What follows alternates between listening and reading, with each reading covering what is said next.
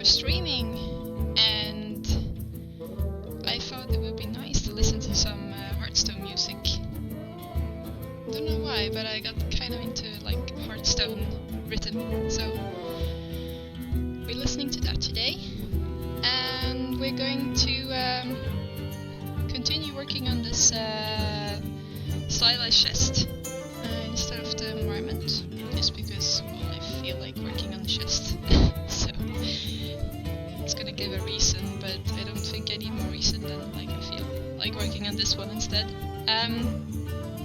So left off with I guess blocking out. So we're still blocking out, at least what I can see. Like this is also still blocking out, even though it's more detailed than the other like actual blocks and cubes. But finding the proportions before we actually go into more details. And I think I struggle a lot with the proportion on the face. You can see some things that needs to be adjusted. Always nice with a fresh perspective. Hi Ron! How are you doing? Nice to have you popping by. So I think I guess the Taurus face is still the right thing to continue on. It's a little bit wide. Yeah.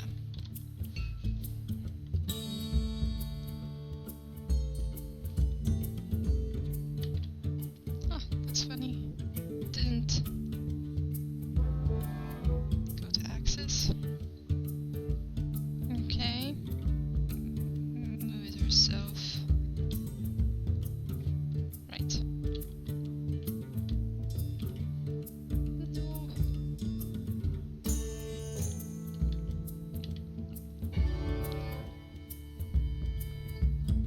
Okay. So I think I will. It's because of perspective. Yeah, right. Oh, it's because I have symmetry activated. So let's squash this one a bit in different directions, I guess. Should probably be a bit longer.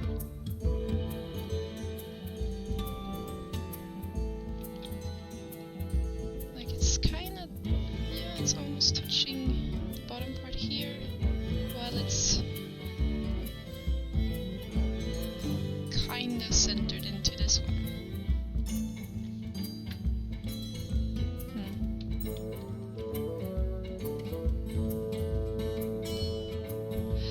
Hello, Captain! It's a long hey! How are you doing?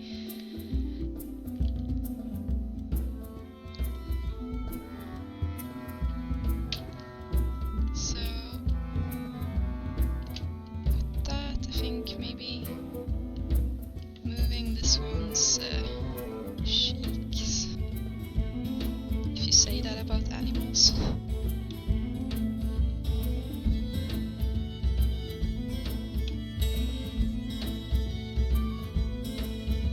He has some like giant eyebrows. Probably need to be a bit small.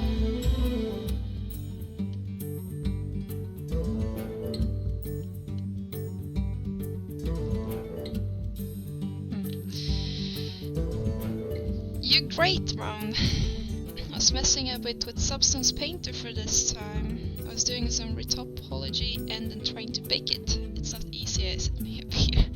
I think I really concentrate to make things not ugly. As game ready stuff may come later. Or baking in Substance Painter is a pain. I guess that's what you're referring to, not really easy as you might think. It's certainly not easy.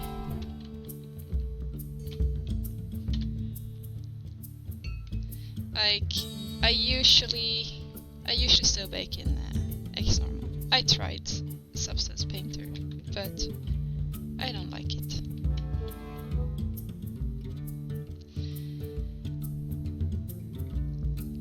Right, the music is loud. Last time it was not loud and now it's loud. Okay. I am going to adjust it. Is that better? I hope it is.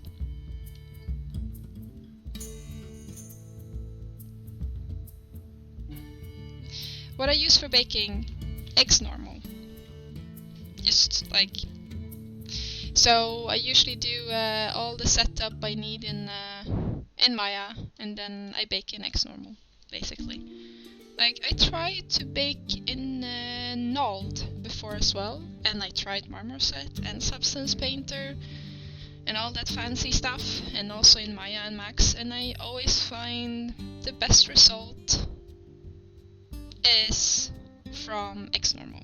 So I just also in general hate the setup that you do with Substance Painter when you're baking, so that's why I'm also like flat out refusing to bake in there. If it's industry standard to use X normal, yeah, I would say almost all companies I've been to have been using X normal. There's always options though. I mean, you can bake in Maya if you like to, and you can bake in Substance Painter as well. A lot of people are baking in Substance Painter. I just don't want to. So where I work now, yes, we're using that.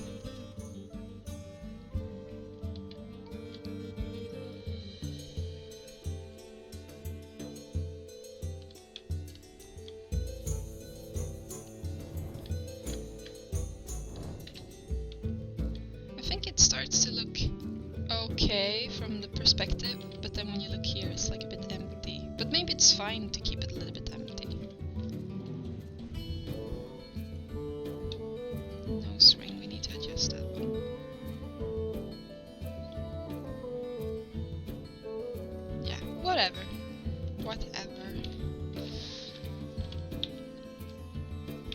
I was baking Designer. I really like it being GPU based. I'm tired of waiting for X normal to only find out that bake is horrible. It's also really fast. Thank you for the follow, Ivan Daves. I appreciate it.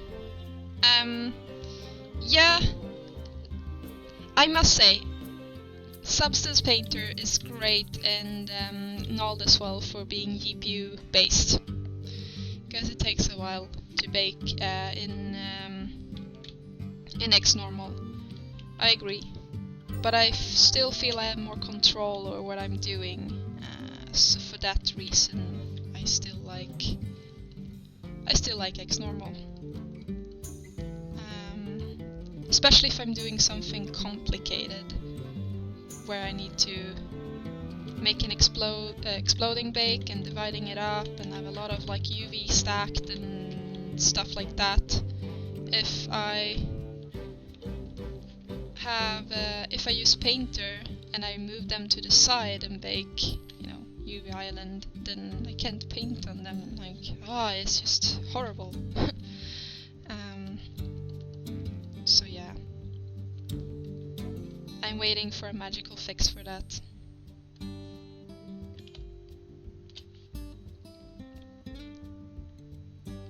Oh, Painter is slower? Might be. I don't think I've baked enough in both of them to actually have an opinion about which one of those programs that are faster or slower. I'm definitely gonna have opinions about other programs though.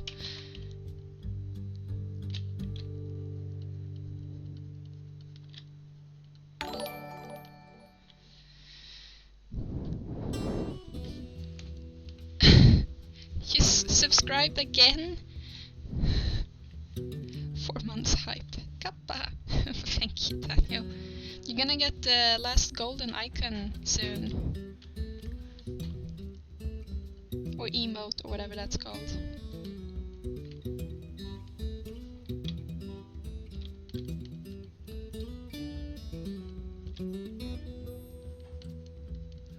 So this one needs to be more flat.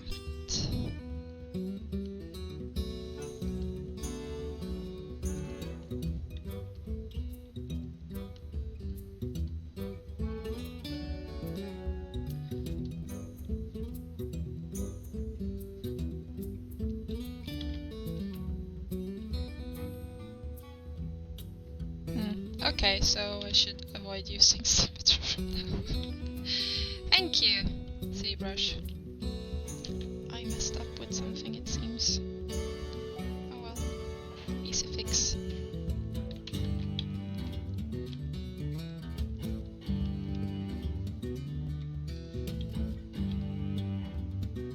Also makes it more organic anyway.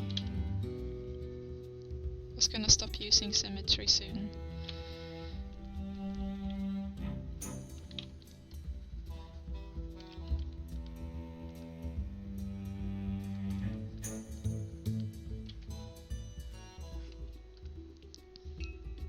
Exploding bake. It's yeah. So like with this one, if I would do a bake now, like it might be that like this part bleeds into that part, so you get a little bit of this edge onto that one, or like this one bleeds a little bit here. You know, depending on how you UV map it, of course, but then also the cage and in general, like it can be a little bit like get some pixels from another part. So what I like to do is to do an exploding bake, which means that you move each individual part to its own, like on the grid, just move them out. So you move the head, you will move this, like every individual part that is like separated, and then you will make like an exploding bake. And the reason why it's called exploding bake is also because there's a nice trick where you can animate all the parts to just move. So if you have the timeline, then you can put in keyframes, so you can have the asset looking like this, and then if you key all of them to go to different places, then you can get them to spread on the grid automatically. And you do that with your low poly and your high poly, which means that whenever you want to look at it together, then you can use the time frame to see and then adjust pieces and stuff.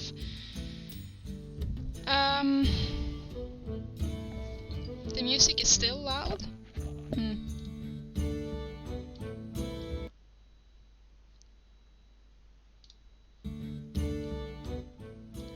I hope that's better.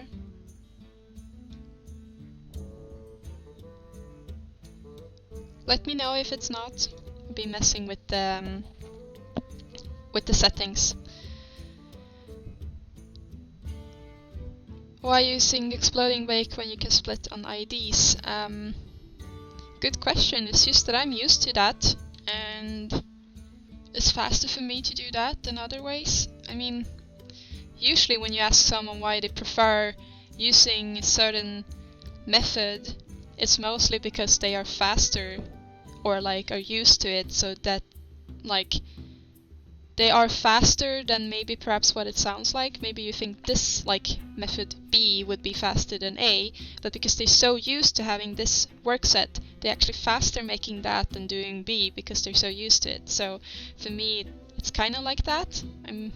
It's like when I was doing the transition from Max to Maya, I would be so much more time efficient modeling everything in Max and then used to do the final export in Maya for like an engine I was working with before, where it had to be exported from Maya because it was partially integrated. But then like going back and forth between Maya and Max was a bit of a hassle, so I started like transitioning, but took piece by piece. And I think the last thing that I stopped doing in Max, and actually the last thing that I tried to make in Maya, was the UV. I was still UV mapping in Max, even if I would model in Maya. And then eventually I would still I would go the full way with Maya. So I think I'm used to that workflow. I'm probably gonna keep using it for a while until I feel like actually spending time on being slow when I'm baking.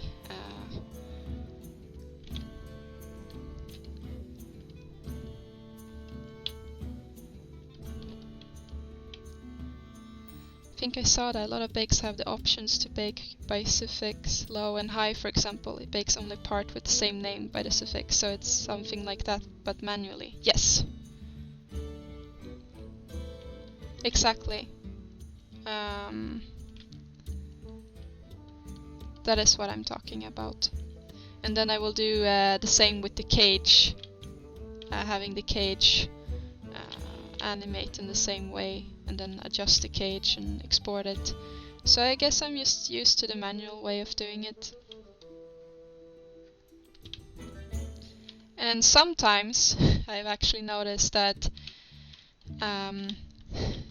Painter can't handle my very high poly sculpts from Zbrush. It will crash on import, especially if it's 20 million polys. It doesn't want to import, so then I have to do it in X normal anyway, because it's just, yeah, it doesn't want to. So that's also a reason when I'm dealing with very, very high polys.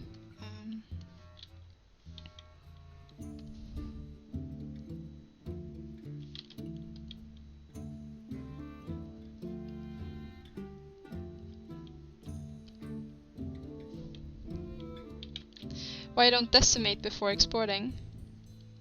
I do as well, but if you have multiple parts of a high poly, this is like, you know, very small thing, but if it's like a giant piece, even if you decimate, it can be a couple of million polys, and Painter have been very cranky.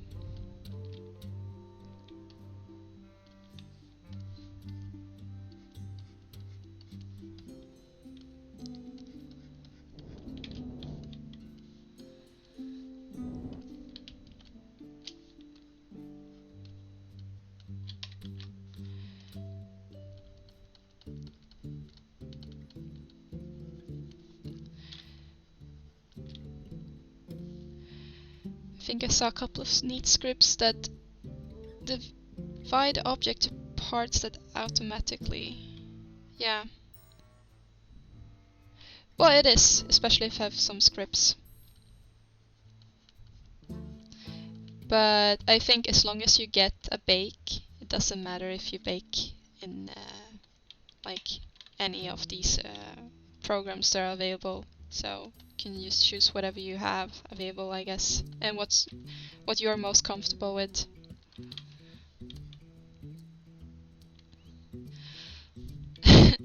Hello, Vol Killer. This is looking cool. Thank you. Trying my best. I'm at the moment trying to get the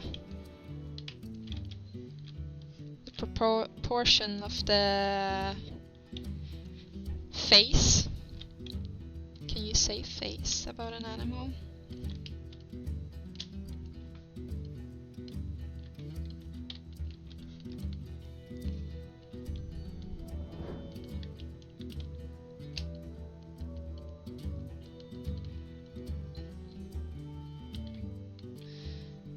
It's very thick and lush eyebrows.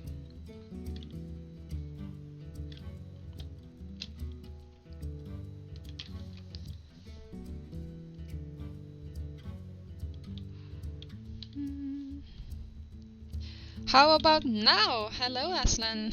Did you have issues again with the typing as last time? That the message didn't get through?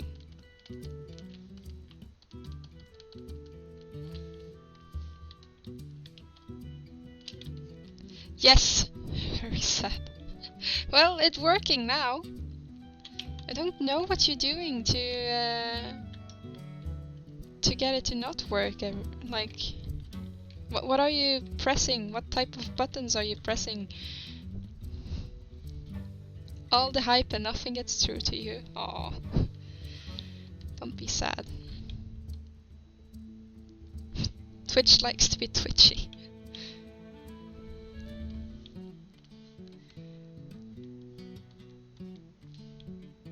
Oh, we can see your messages now, so that's something. Maybe I will get this last time, like all of a sudden it popped up, like after I went offline. Aslan has commented on your clip, and I was like, what clip? And then there was like 4 clips from you, and I was like, wow. Maybe that's what you're doing, like making clips and then commenting on them without knowing.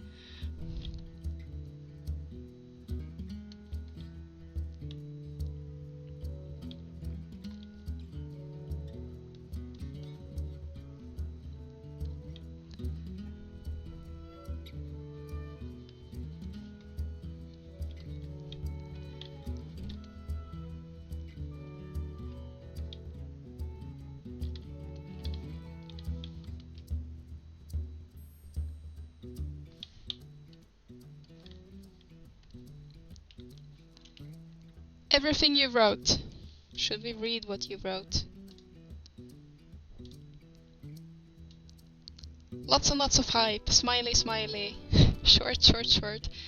No, Maya, all brushes, all the sculpting goodness. Hello. No one can hear me. Oh, that's a sad one. That's a sad comment. Aw.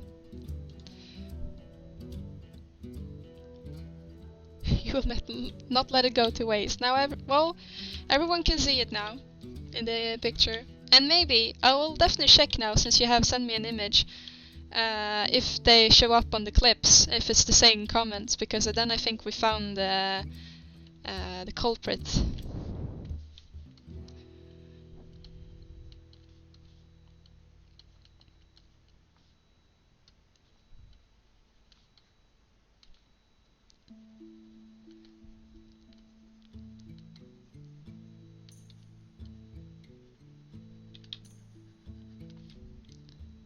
I feel redeemed.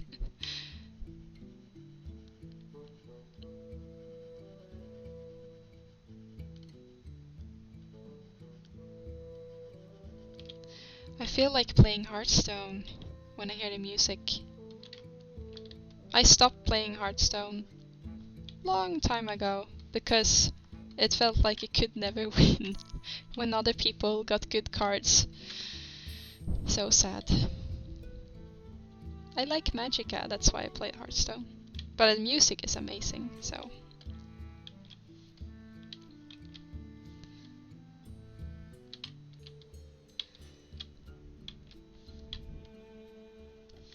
I guess we kinda have something soon for the facey here.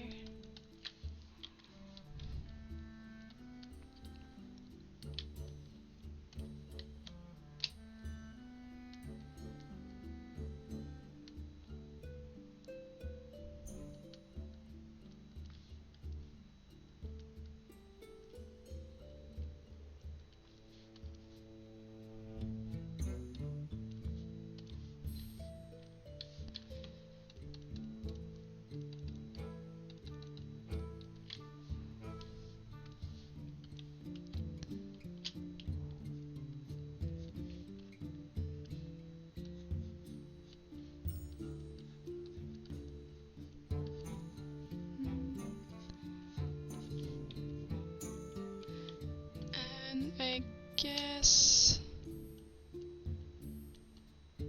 this one should be fairly flat there, but like to have something that is breaking the silhouette here.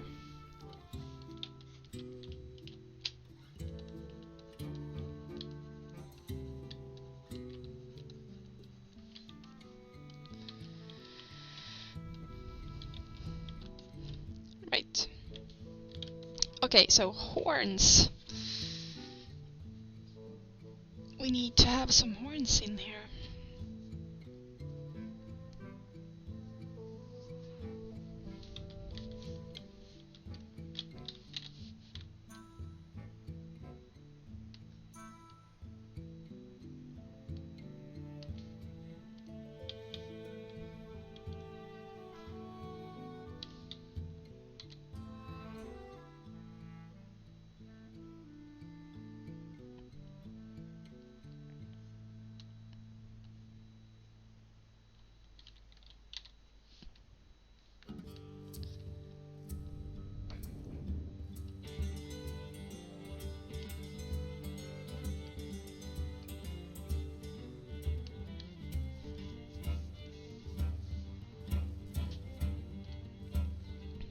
Right, so that's the divide there, that's the...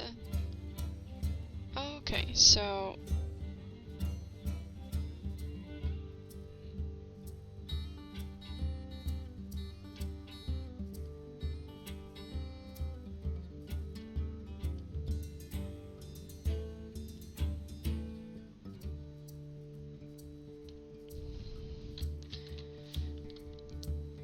I think we can start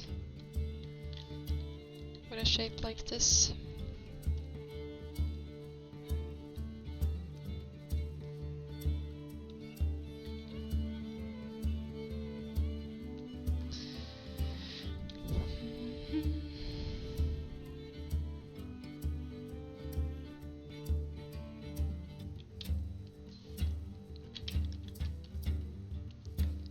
we should change this one to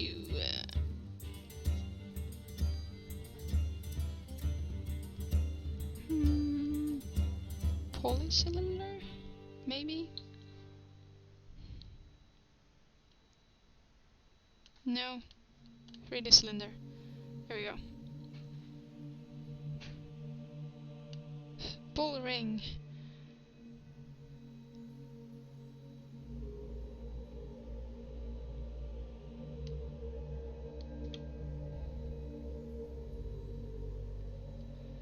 It feels like it's very...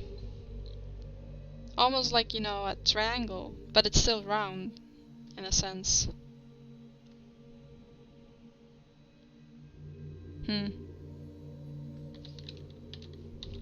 This is gonna be tricky. Because I'm not used to do this with Zbrush.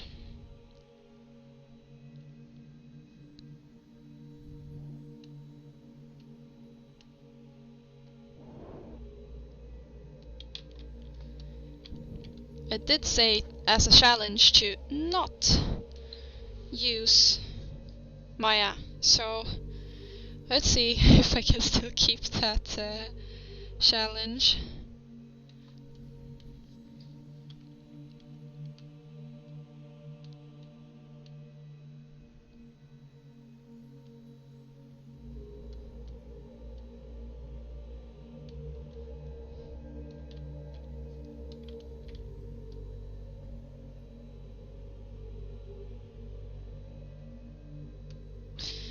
Okay, let's try to use the C modeler.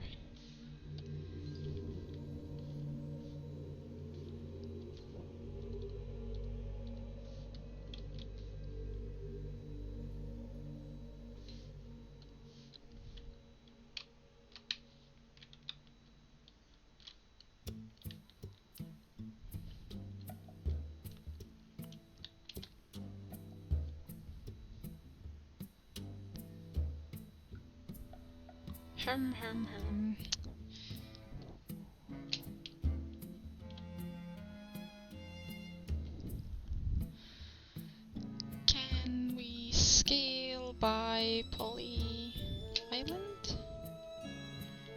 Oh damn. Okay. Right.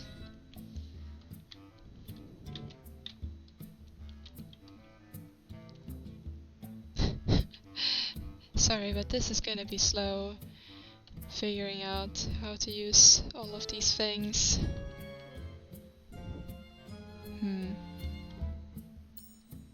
That's the... alright, single poly island. Right. Take your time, make them stabby. Oh.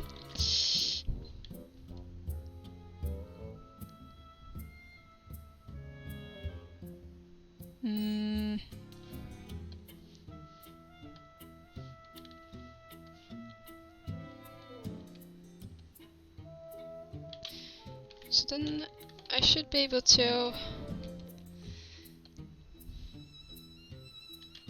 No, not sure what I want to do here. We need you to be knowledgeable. Well, I'm sorry, I'm also a human, Aslan. How else are you going to get rich? Oh, I mean, I always have Maya, right? It almost feels like you are taunting me to go and do this in Maya and stuff, like struggle in Zbrush.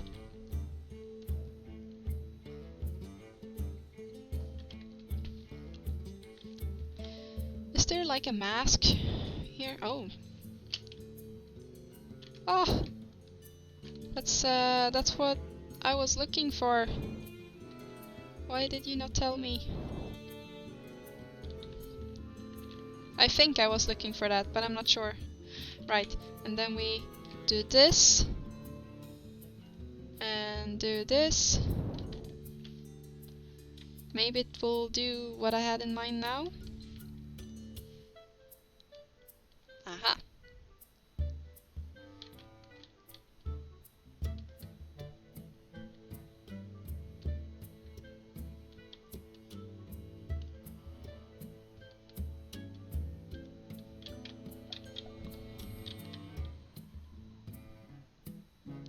Look at that! I'm your life manager. I want you to have a black belt in everything. I can be so proud. I could curse. You're on like fire today, Aslan. And let's see. C modeler. Right, and now I wanna have Q mesh, I think. This is so painful. Ah!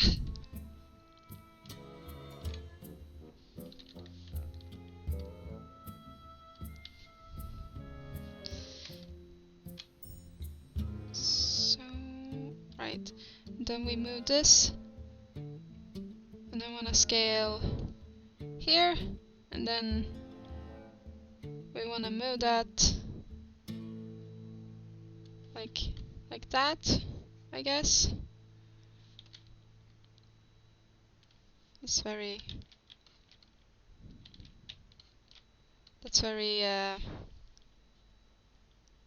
oh, we'll fix it. We'll fix it with clay if we have to.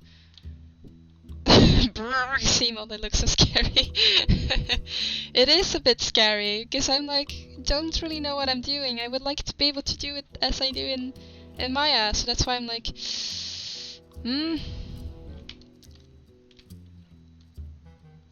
Okay, so this one is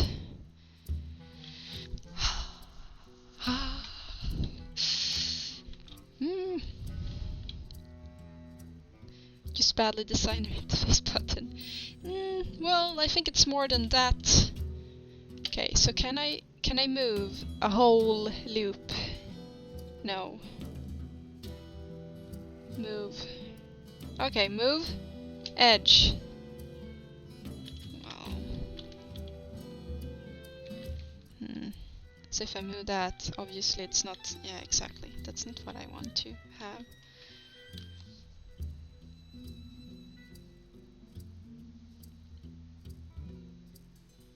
Mask the edge and move. Can I mask the edge?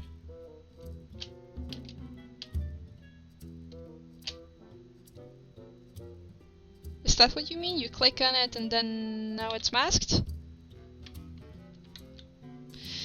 Whew. Frustration is real. Pain is real. Mask poly loop.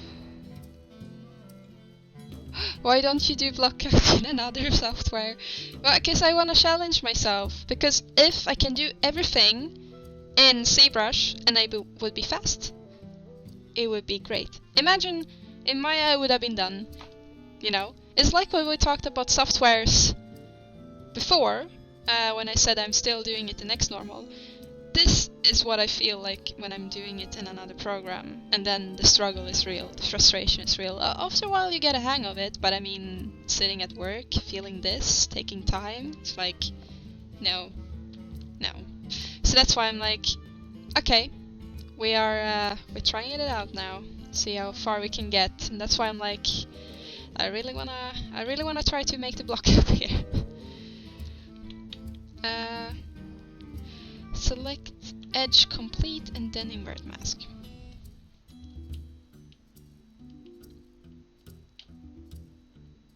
Edge loop complete. But how is that different from poly loop? I mean, it's still looping around, right? Okay. Mask edge loop complete. Invert.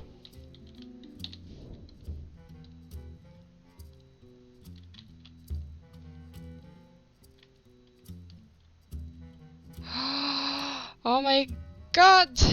Thank you, Captain. I love you. Jesus. Holy! It works! Okay. I have more confidence in this now. I'm more confident in Zbrush as a software as well. You can actually scale loops. I'm so happy. Oh my god! Look, I can actually do adjustments.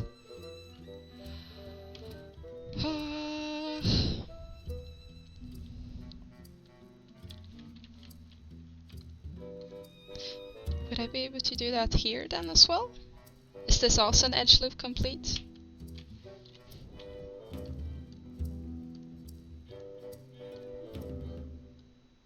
Yes. Oh. Oh, I'm so grateful. Thank you. Thank you. This is super helpful. I feel like a lot of the pain just like evaporated.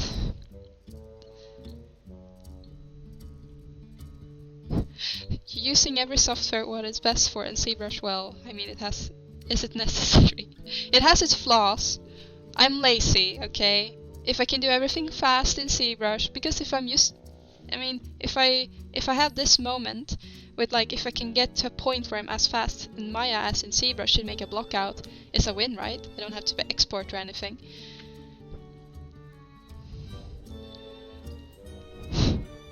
Oh yeah, go see tool. Yeah, it would have been faster if that would actually have been working. C-model is very powerful, but a bit of pain at first. Well, some of that pain has lifted quite a lot now. The tool scares me. Skill points gained. Yeah, if I had an experience bar, it would be like, whoop, 1 level up in Zbrush C-modeler.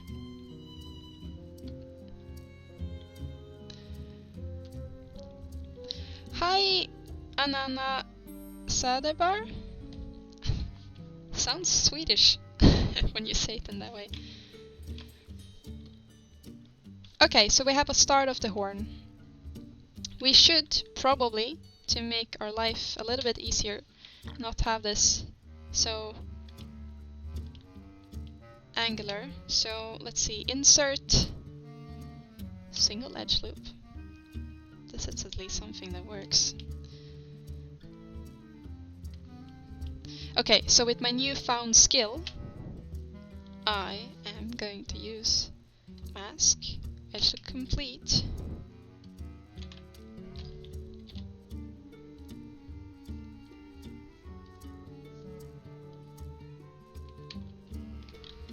Oh, I didn't remove the mask from the previous one.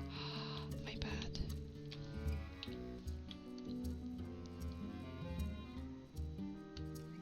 It works. It works. Okay, and this one. Oh my god, can you see the speed? It's increasing. If I had a speed like meter, you would see how much faster I just got in Zbrush.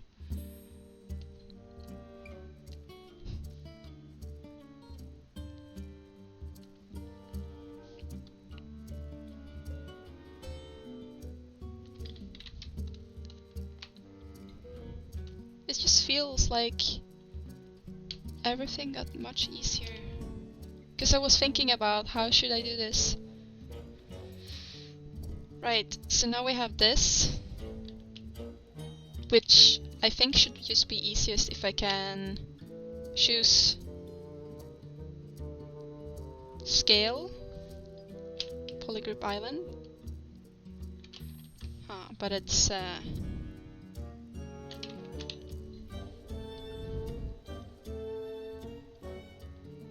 why is it doing that? It's should just, you know, whoop, scale and I guess masking here maybe would be the most efficient again.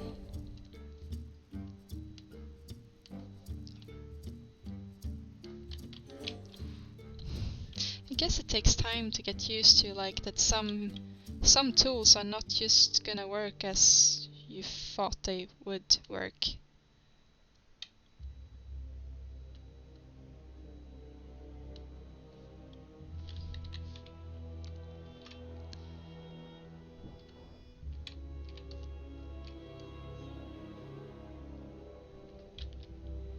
Oh, but then, yeah, okay.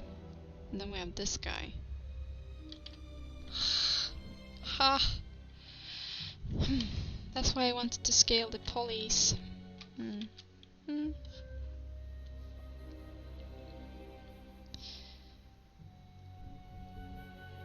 I guess you probably did not have not had so much joy from making basic vertex operations since you started, right? And that's priceless.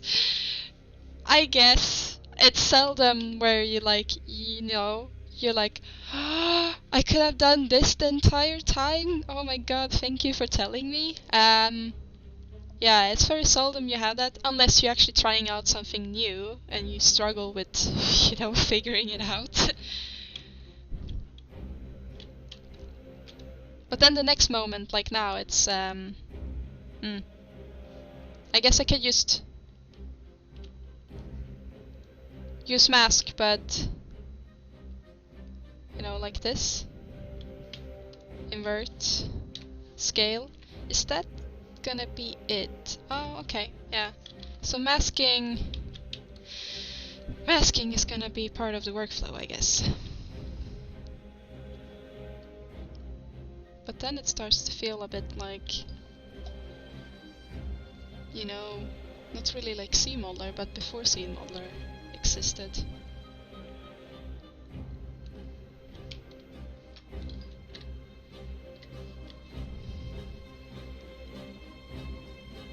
Edge loop complete.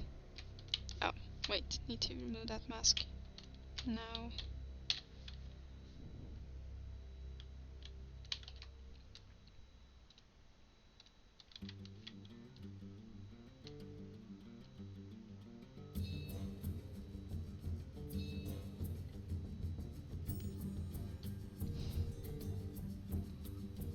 No, the music, Aslan, is actually from Hearthstone.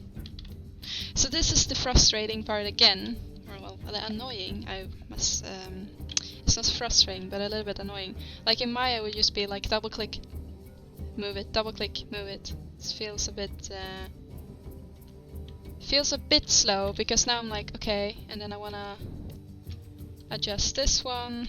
I guess if I'm just very fast at clicking, it could go much faster in that sense.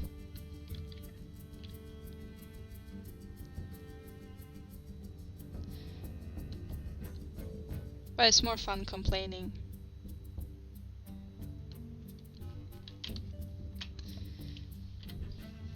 Right, and then CModeler.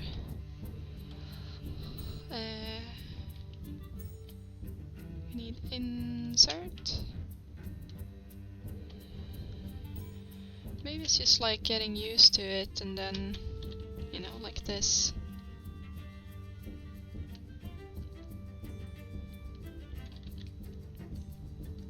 Yeah, I guess if I would have, like, you know, get used to this, maybe I would actually be faster. So I shouldn't blame everything on the program.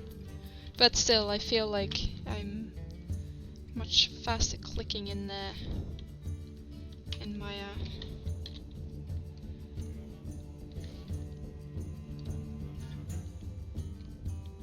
You can use the lasso tool for masking. Do you think that's faster than just selecting, like going back and forth like this?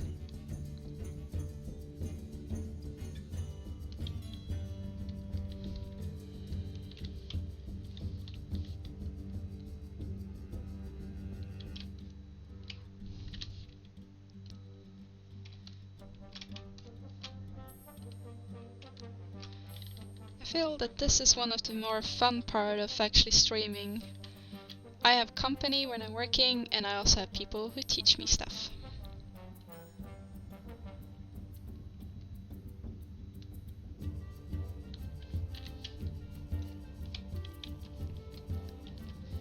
Beautiful, right? It's a masterpiece. Let's see, can we use creases?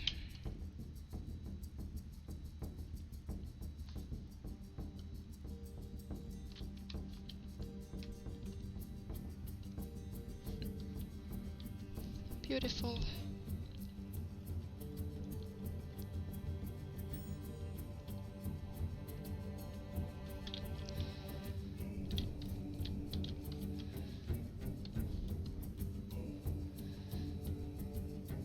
All accepted for being a very, like, blah, wobbly here. Guess it's okay.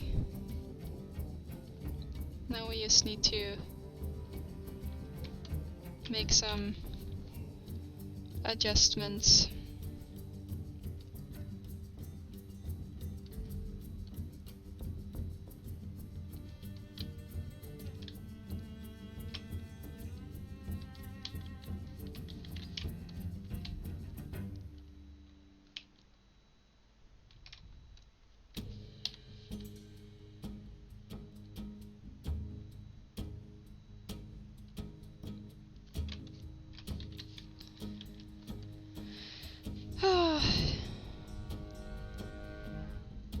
Do you find that you work more concentrated when streaming?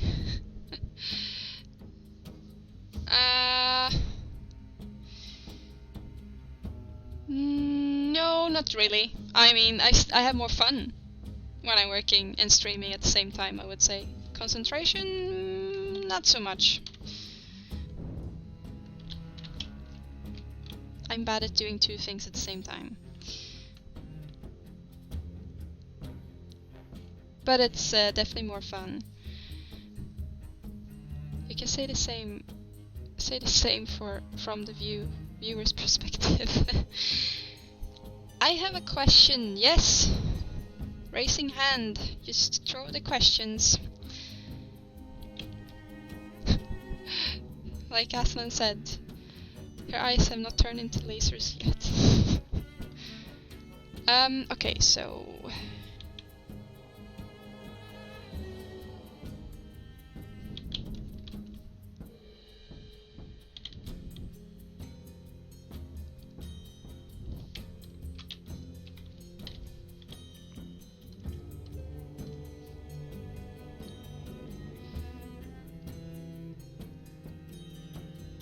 should definitely be a little bit more fatter, and then we'll flatten this out later.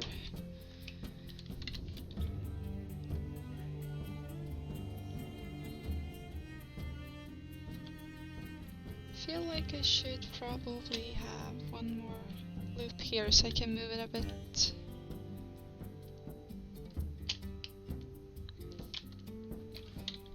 Let's continue moving it with this awesome new masking method. She can actually do that, turning my eyes into lasers. I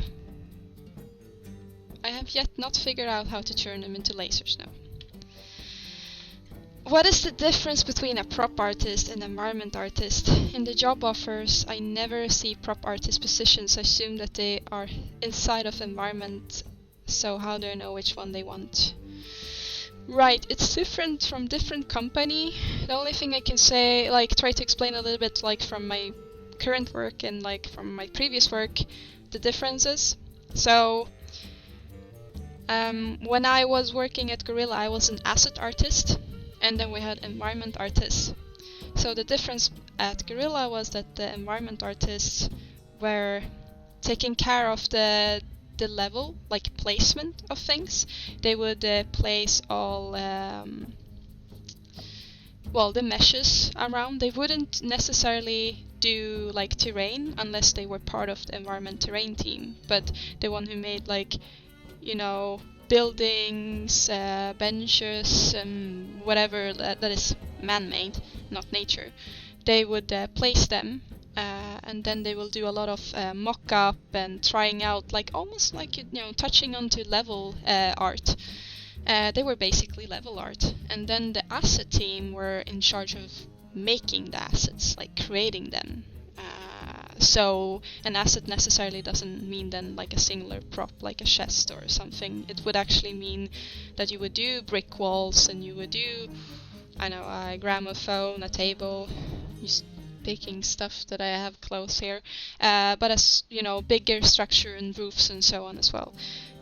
While at DICE they have divided differently again, so the level art, they take care of terrain, nature, and then you have the 3D department, which take care of assets and props.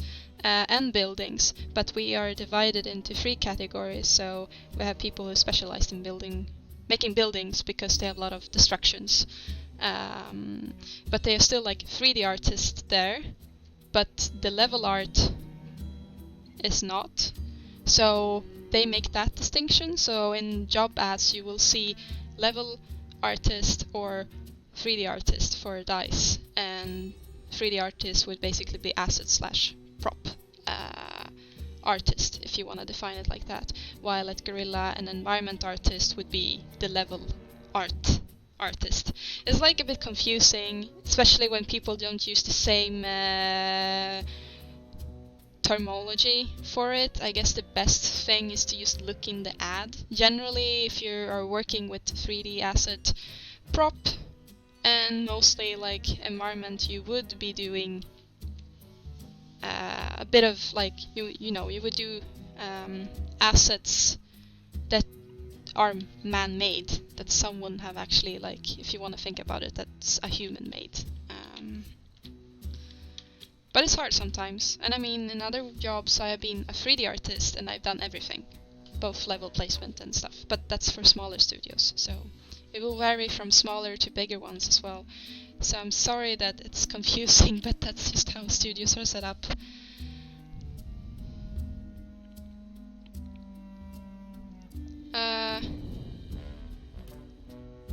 Yeah, exactly. Like Volkiller says, it's depending on the company, it can change. It can be a bit different. So I want to be an environment artist, so I should not have a lot of props, but environment. Depends on what you want to do as an environment artist. Do you want to make terrain, trees, rocks? Then you should focus on those if you want to be that type of environment artist. If you want to be more like towards what I'm doing, which is like buildings, streets, like street is usually part of that, and benches, ticket booth, or whatever you can find in environment, then you should lean towards that. So look in the ad. Are they looking for someone who like are going to create terrain, or someone who's gonna create more man-made stuff? But usually you can create a nice environment, with the terrain, grass and trees, and then add a house in it, and would show a bit of both. I guess it depends on what you want to do in the end.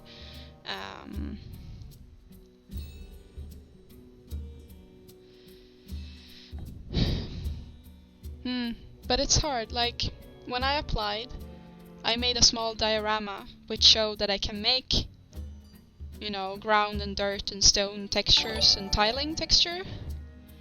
Thank you for the follow. I appreciate that. And then I had some assets in there, like carved stone pieces. But I also have like some like environment filled with props and terrain. I had a mixture when I was applying, actually.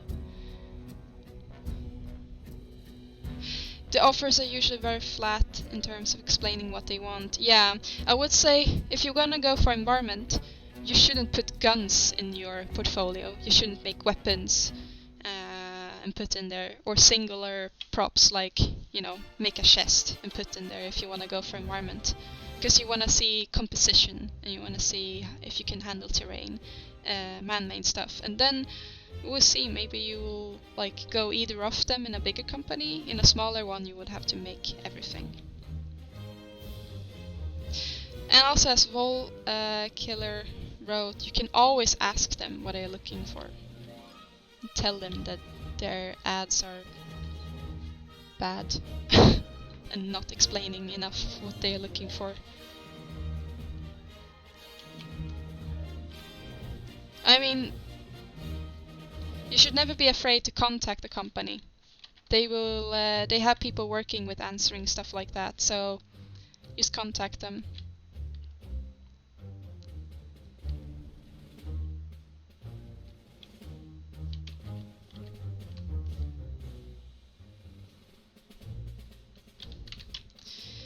What was I doing here?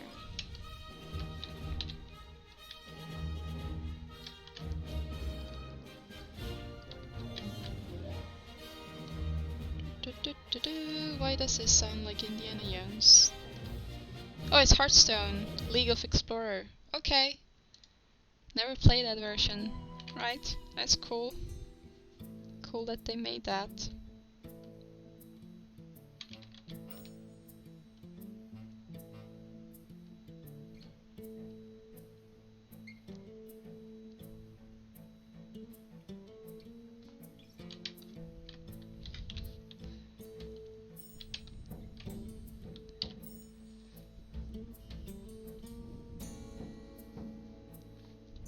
Oh my god, I did it all wrong. What?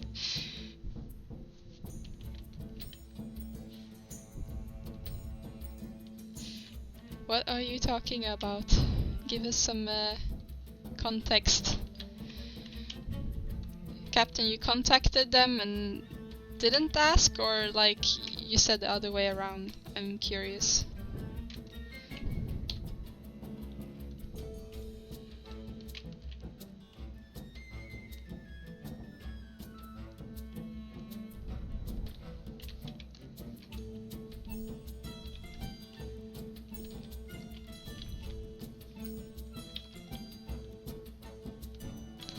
Oh, we have a very banana-looking horn here. I feel disappointed in myself. Just slightly disappointed.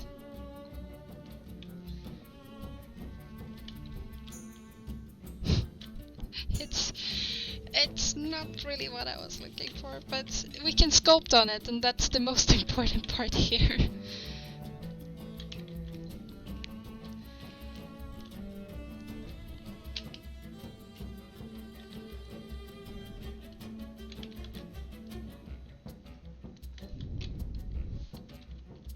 If I do that... No, that's not what I wanted.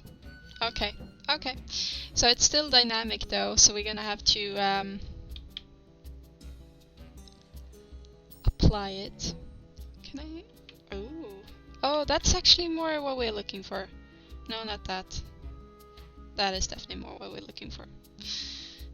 Bit more harsh. Okay, let's apply it. There we go. We have a horn. Lovely.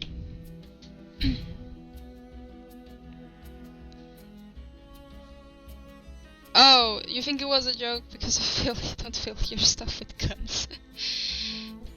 Alright, I have one environment, 3 to 4 props, and a couple of design and material. I am focused more on the asset rather than big environment. They require a huge amount of time that I don't have. Yeah, well, that's understandable. I know. If that looks like a banana for you, I don't know what kind of bananas you eat. Looks close enough to the concept. Oh, like, I don't think I've eaten a banana that's like this bent, but you know, it's not the smooth angle we would like to have here. But then again, we can always fix that by sculpting on it. But you know, Captain, you shouldn't worry too much. Like, I would definitely send out and just fling out the application. Like, ask them, you can do that, or just, you know, start applying. And then from there, I would like see, do I get any replies on the portfolio I have, or not?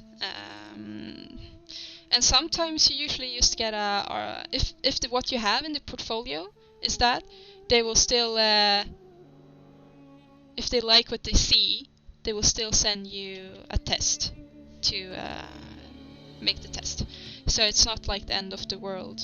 You usually have to make a test anyway. So, and if you manage that one, then they will hire you no matter what. So, unless you screw up the interview, of course, but, well, hopefully you won't. Looks more like a turkey leg. Aw, no, don't say that. It does. It does, like this is the... No, why did you say that? It's a turkey leg horn. Aw. And here I go, I'm like, I said banana, and you're like, it's a turkey leg. And off, yes, it looks more like a turkey leg. Damn it.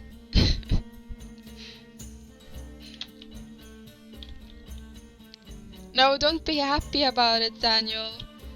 I can't unsee the turkey leg now. Yeah, see, if I have a solo view of it, it looks even more like a turkey leg. Turkey-legged horn. That was quite funny. Oh, it's quite funny though. It actually kind of looked like that in the concept as well, though mine is a little bit more wobbly. What kind of test do they want? I mean, is it like an asset, diorama, or an whole environment? It actually will depend a lot on the company. I've got so many different tests. Like some of them have just been a small prop, and then you had like 2 weeks, and I was done within 2 days, and then I got like, you know, panic, being like, oh, did I like fail because I made it too fast, or like, is it supposed to be harder? How can I be done within 2 days? But they were just kind to give you more time. And then I've been with like, oh, create this whole environment and make your own shader. And you're like, what? Wait, what? And you have 5 days. Good luck. You're like, I don't think this was the position I was applying for. Or, wait, do you expect this from an environment artist? Like, it can vary a lot. Sometimes it's a small diorama, sometimes it's a bigger environment. So it all depends.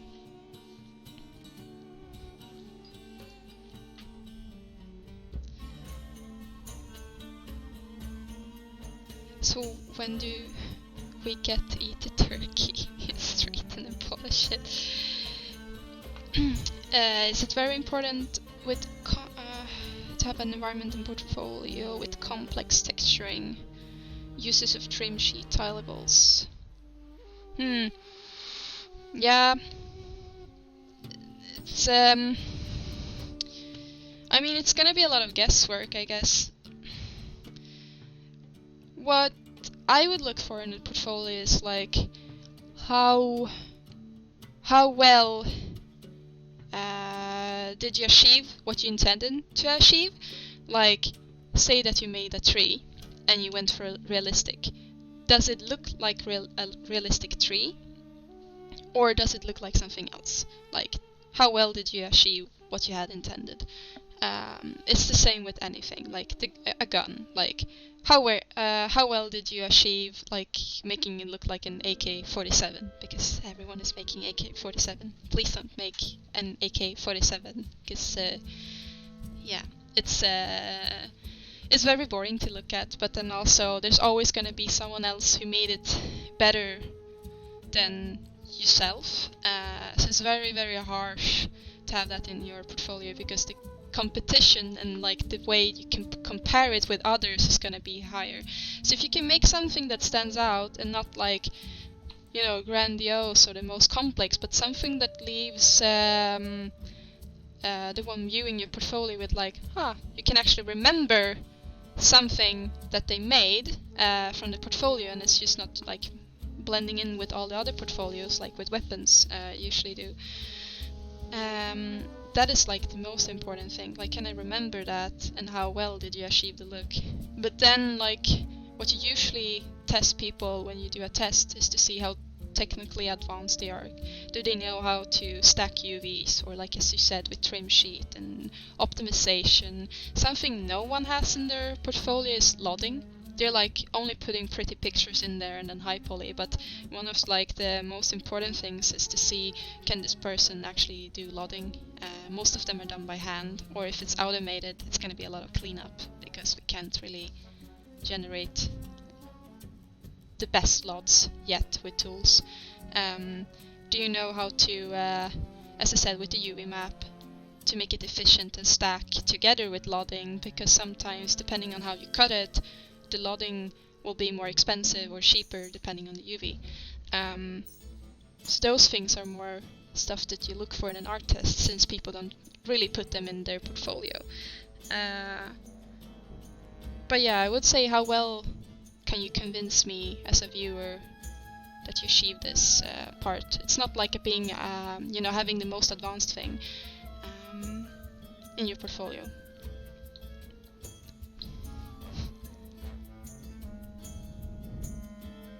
Now I need to make an AK-47. She's challenging us with an AK-47. Oh my god. Let's all make our own AKs. I'm getting this AK-47 job. Is this gonna be a thing now?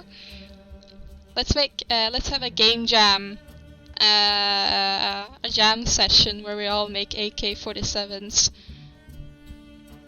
I only make my AK-47s now because of this. Please someone make a stylized one, someone make a semi-realistic one, and someone make an ultra-realistic one, and I would be really happy. Can you do that for me? An AK-47 jam? No, don't send me any AK-47s, I will puke. Though I would say, if you can do all of those, you've proven yourself that you can do different styles but the same object, and understand like different visual language. I read what you said the other day in the Discord channel. You were giving feedback about texturing a train. I didn't understand a damn thing about overlapping UVs. What? Were my explanation that horrible, or was it just that you haven't done your overlapping UVs? I mean, I can open Maya and unwrap a cylinder if you guys want to. It's the most exciting things to see. Not really, but maybe that would show a bit more like what I actually meant. Oh, I didn't save. I have to make a save.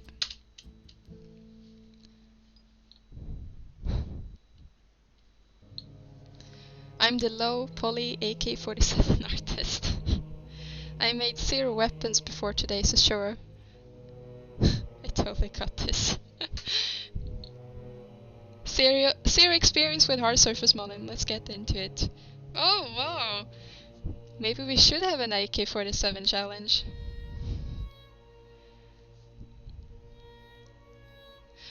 We only want to see it if it shows it will help us with our AK-47s.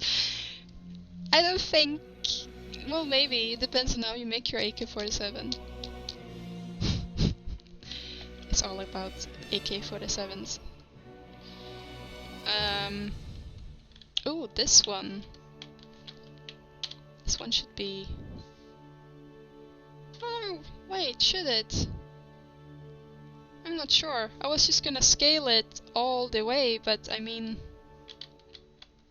That looks silly. Maybe it should just be hanging over there. Let's just hang it over there.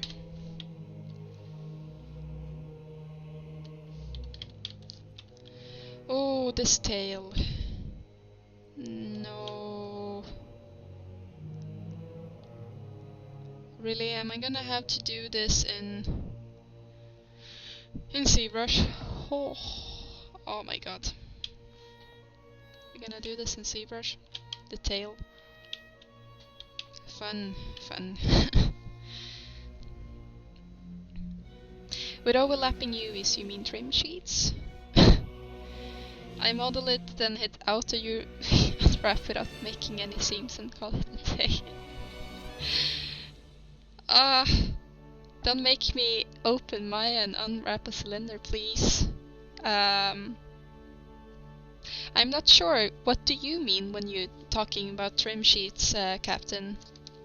I'm not sure I understand what you mean with trim sheets.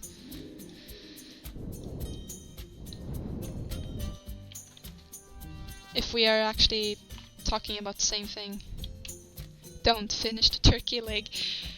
Oh my god, you guys. Turkey legs in AK-47. Starting to feel like the rock puns again. Can you make some puns about a turkey leg? I dare you.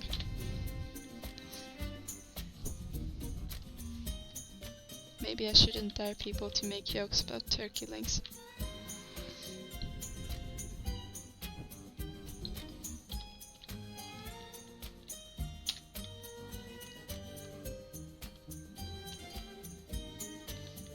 Oh, I almost thought this cube disappeared. Okay, and then polycube. I'm gonna get rid of that, and that, and that.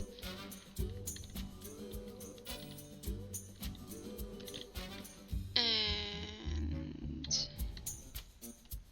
not sure what I'm doing. See, modeler? Is that what we're gonna do?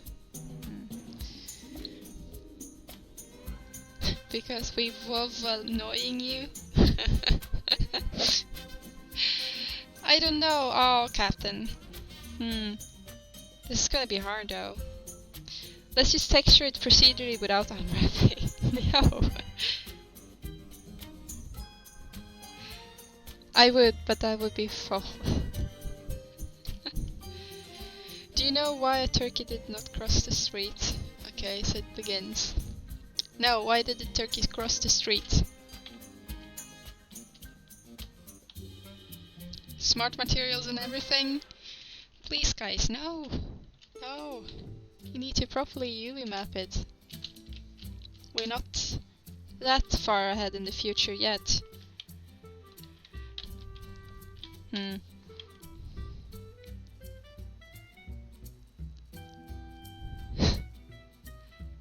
Oh, did not cross the street. Sorry. I have dyslexia sometimes. I have pretend dyslexia that I need like to, you know, blame it on when I misread. So why did it not cross the street? Because it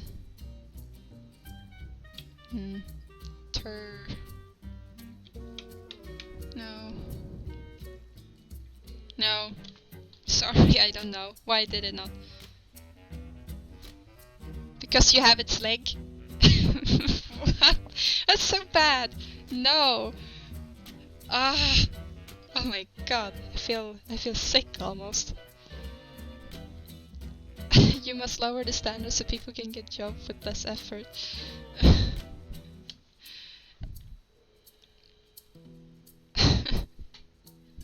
Next joke now. Next joke now. Because you have its leg. Like, I was trying to make a word pun out of that. You know? And like being like, because, you know, talking, like, not walking, and then you're like, no, because you have its leg.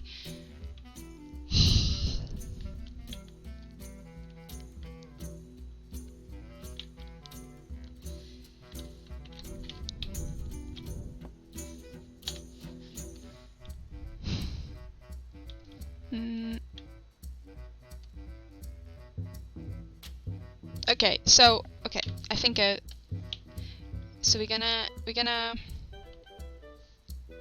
use Q mesh. It will go straight, right? And then we need another one, and then we're gonna use mask, I think.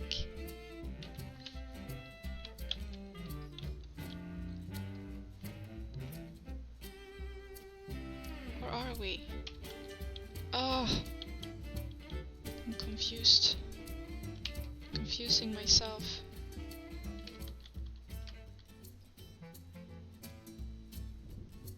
Oh wait, this shouldn't be that high up. Okay, so we have this like here, right?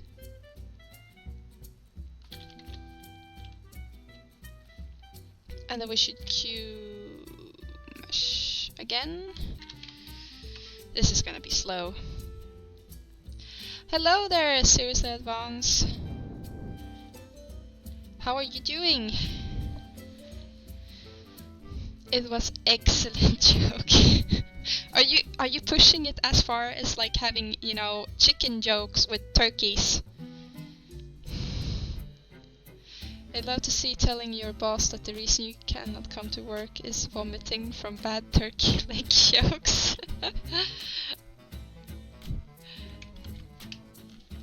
That would be funny. I don't know anymore. Oh.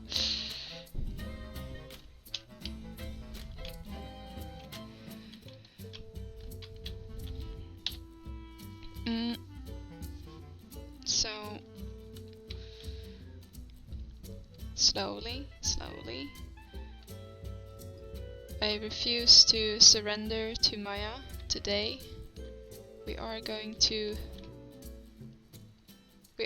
conquer this.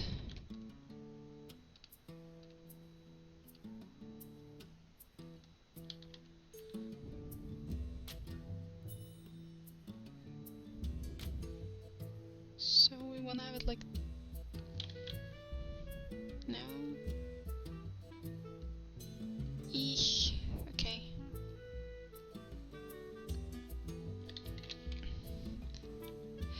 Good. A bit tired, but other than that, good. How are you? How about you? Back to the good old chest. I can see. Yeah, we are working on the Taurus Chest. People are painfully making jokes about AK-47 and turkey jokes that turns into, you know, this looks like a turkey leg. So it's a bit crazy. But I'm doing good otherwise, I think. So far. Might go mentally insane, but I'm kind of going a little bit mentally insane because I'm trying to block out, as you can see, with just only using stuff in Zbrush rather than going to Maya and doing the block out there, which would be so much faster. But here I am, challenging myself to do this only in Zbrush. Frustrating, but I'm learning new things thanks to all the guys here. What did I do? Why is it blue? Oh. Damn. No. Don't do that. I must have entered some kind of hotkeys. Okay. Painful. We're almost there. I wonder how... It's hard to see in this perspective how far it stretches. Guess it's actually pretty long. Oh, and it's a bit too tall as well. Well, we will fix that.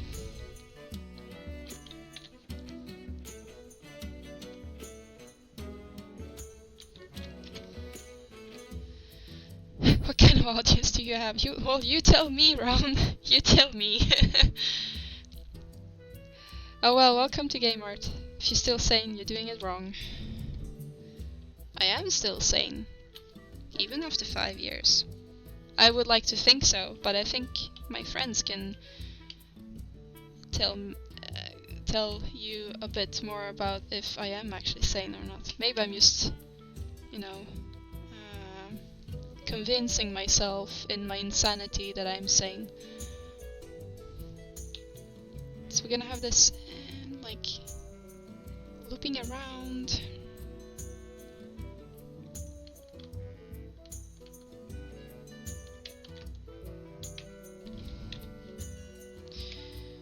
Right, and then same way here, it's just gonna go down.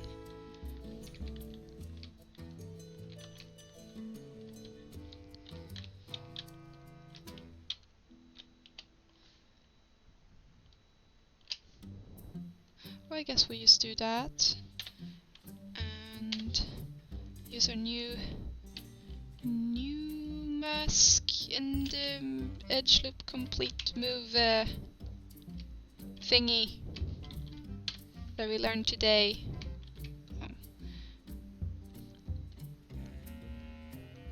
because this can just be completely straight, and then wow.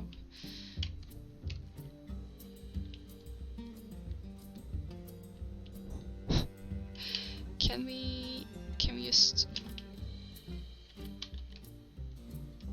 No!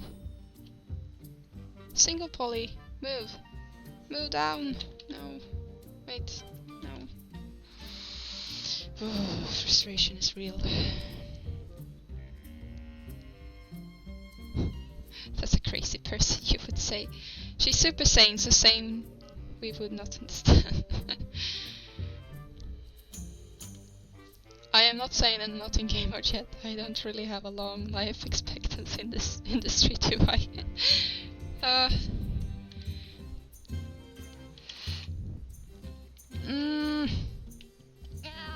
Why? Shouldn't move work exactly the same as, like, move? As I expect move to work? Or am I missing something?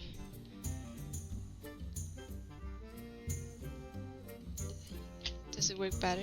No. It's just gonna move the entire... Oh, okay.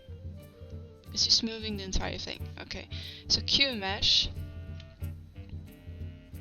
is not a move tool, but it's kind of like extrude, that's what I've understood. Can I... If I use single poly, can I do that? No, okay. Mesh to brush, no. No, no.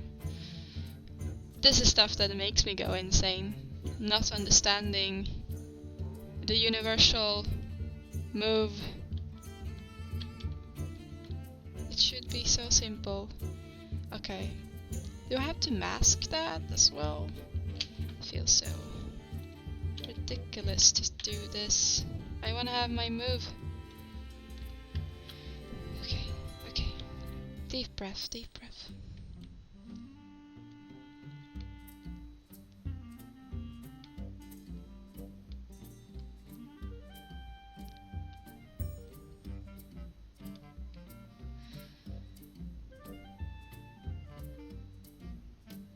Mm-hmm.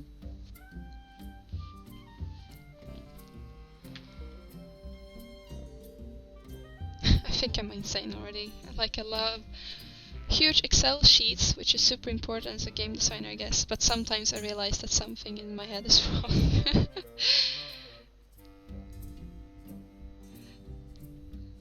That's unusual to say, at least. Aww.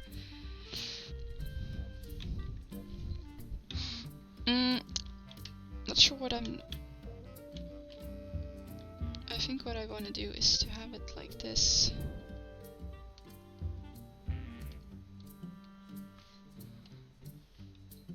I like how you guys are so patient watching me being like insane doing this. It's like, use Maya. Why don't you use Maya instead? Oh wait, we don't have to mask, we're going to use the... and then we gotta mask.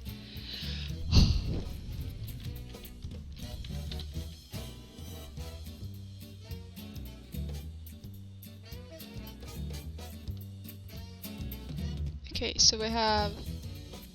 It goes... done, done, done, done, done. Right.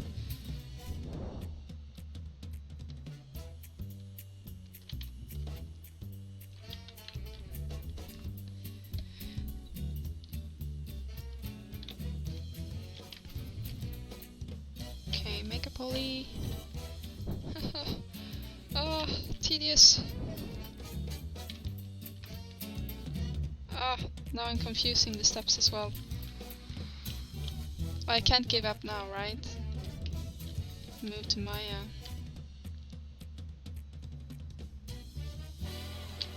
I never thought the day would come where I would be missing working in Maya. Okay, and then we have this.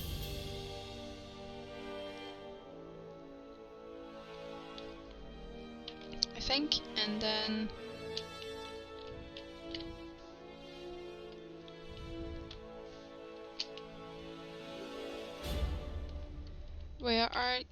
getting a hang of it, I think. Mask. Pop, pop.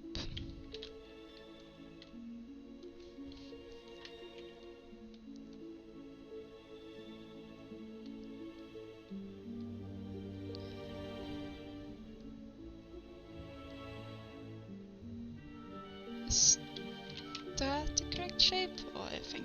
Otherwise we'll have to adjust it later. I'm getting sick of this.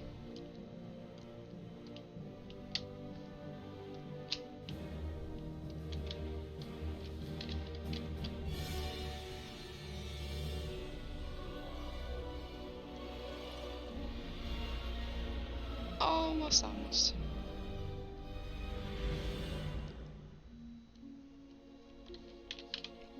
And then we have the last... Was it sticking up? Yeah. Oh, you guys having conversation about Excel sheets? Mainly for gameplay features. I'm also sitting in Excel, making planning how we should continue making games. It's a vital part of 3D making as well.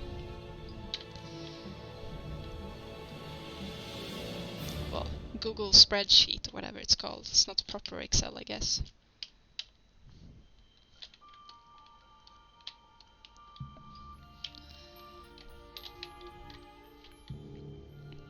Sucker for huge design documents.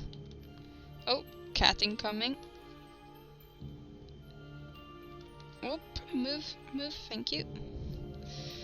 There's just something about a document of 100 pages plus. Damn, who's reading that? Is anyone reading that?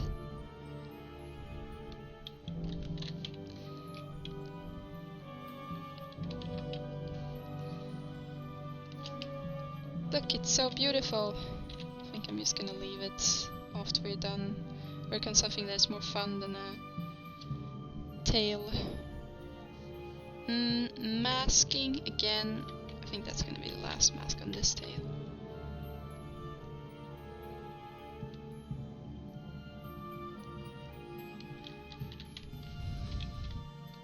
Nice. Beautiful. Absolutely gorgeous. Not really, but it's not supposed to be that thick though. Yeah. It's a beautiful tail.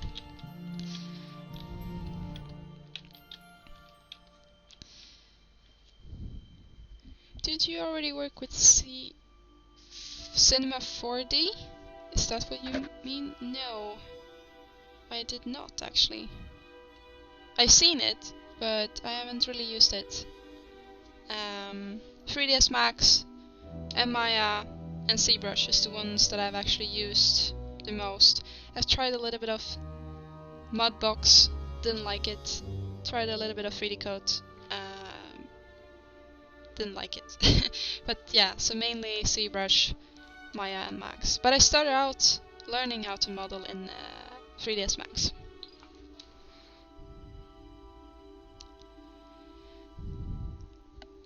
Yeah, I also don't use Excel myself. I use Apple numbers. Since I do work on a MacBook as well. I do read them. It's a vital part of game dev because everyone can reference exactly the same source. I don't want to know how many pages Dice title has. A lot maybe? No idea. I don't read them. I just make it beautiful. I think we have them somewhere.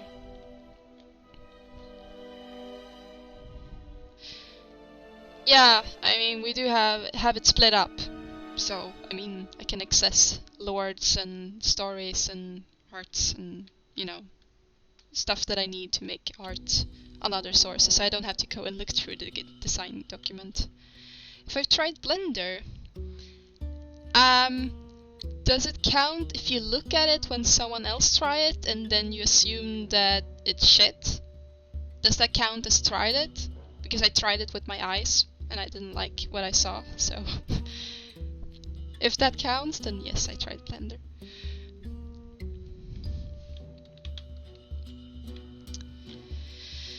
Let's see. Rasmus Bagner, what would be your best advice for getting a junior level artist position at DICE? Also, would it be possible to apply for a position without there being a specific position on the job page? So, yes, to your last question, there is a possibility to get a job without having it there, because we usually don't put our ads there until, like, a lot of people get hired by recommendations, or like, you know, you put other people's CV in the internal base, and if we don't have anyone in that, then it goes to the open ads. Sometimes it goes immediately, you know, because there's none in the pool of like the internal base. So definitely you can get a job without it having being like an open position on the website. My feelings are hurt. Yeah, 2.8 looks amazing. So answer your first question, the best advice. Most people get jobs nowadays through schools. They take in, you know, vocational education or university, and then part of their internship says that they should go to a studio, and that's how they usually end up in a studio, and then if they do good, they get hired. There are other ways though. Hello Cat again. Hi. I'm busy. Okay, I'm busy. There's other ways, of course, like if you know someone at DICE, you can ask them if they can put you into the system, or ask them for recommendation, or, you know, talking to people there in general. Don't be a stranger. That's much better than you sending an open, like if it's like not an available space. If you send your papers in and you haven't contacted anyone there, it's gonna be, you know, lost in the void somewhere. So always reach out to people. People are friendly, and we are no strangers. You can ask us stuff.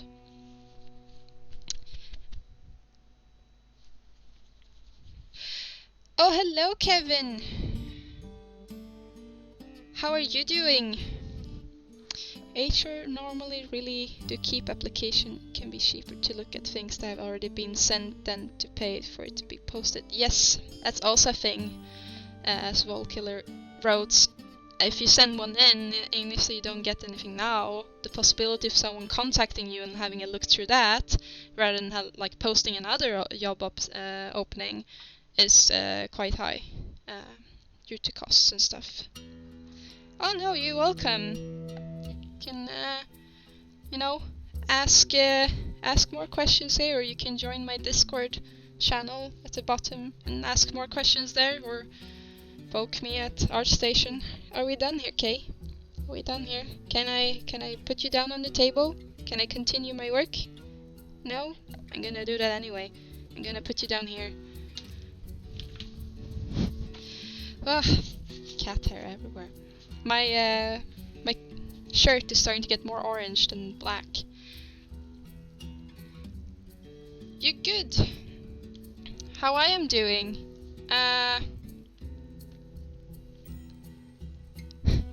We know you put us there, Captain. But you haven't sent me anything anyway, like, you know, portfolio, I can't, or a CV, or a personal letter.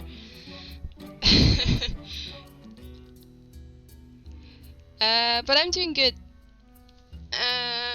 I'm a bit tired. You know, late evening. It's like 10:30 here in the evening. But it's nice, chilling, struggling as well with Zbrush. Trying to do the whole block out in Zbrush, and this is what I have so far. I haven't used Maya for anything, I'm so happy. So, that's good. Oh, hello, Oil Change. And thank you for the raid. And welcome, everyone. Animals are really good at not allowing us to work. Yeah, and he's disappointed in me now. Kay. Kay is the name of my cat. He ran away. He wanted to cuddle, but he couldn't have any. So, yeah. He's not really helpful. I know your pain of being tired. Maybe if I would be persistent enough, I will eventually get hired or go straight to spam. Oh no, no spamming, but I mean, you can definitely poke people at dice. Hello everyone new joining, thank you for being here. We're talking about cats. I'm making a chest, stylized one, and apparently turkey legs. Everyone is joking about this being a turkey leg. So, you gotta run, Oil. Okay, well thank you for the raid, and I will catch you later. So that's what we're up to. Blocking everything in Zbrush, that's my challenge. I'm gonna learn how to do everything in here. So I don't have to do it in Maya first to avoid export and stuff. But as you can see, we have a little bit more to do before we can call the block done. We just did the tail. It's beautiful. It was a struggle. I think it was more painful probably for everyone watching, being like, it's so slow. Right, I think one of the few pieces missing is like it doesn't have any eyes. And it doesn't have the diamond here. Let's add a diamond.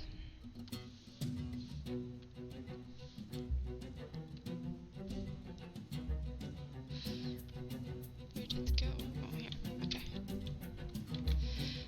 Yeah, maybe if I stare at them for long enough when they're buying coffee at Starbucks at lunch break, I get some attention. Being the creepy guy on the other side of the street, being, hi, please hire me. You try that round, and then you get back to me how it went, because I'm curious to see if you were successful or not. Let's see, was it Cylinder 3D? Yeah, there we go. That's the one we need. We need a gizmo. I'm gonna do it like this. So, Kevin, how did it go with your last stream? Like, I checked after and you were online a long time. Your streams are like super long. How can you manage?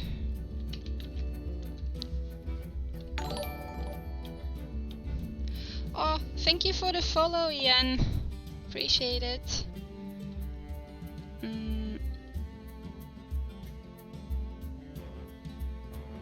What are we doing? Let's see. How many sides are that? We need 1, 2, 3. Okay, so it's 6. So it's basically 6 sides.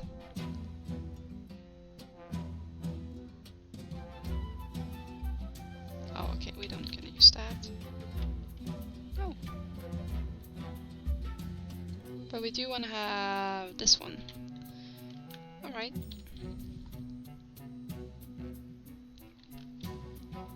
We have a diamond.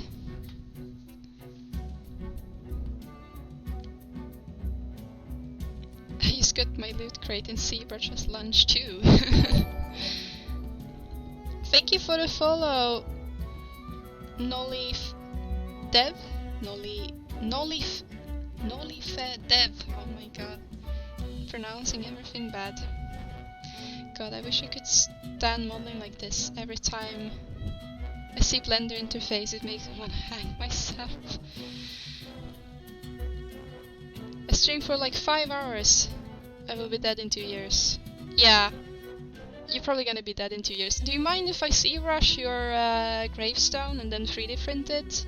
Just a giant, huge Zbrush lump and then write like streamed for too long.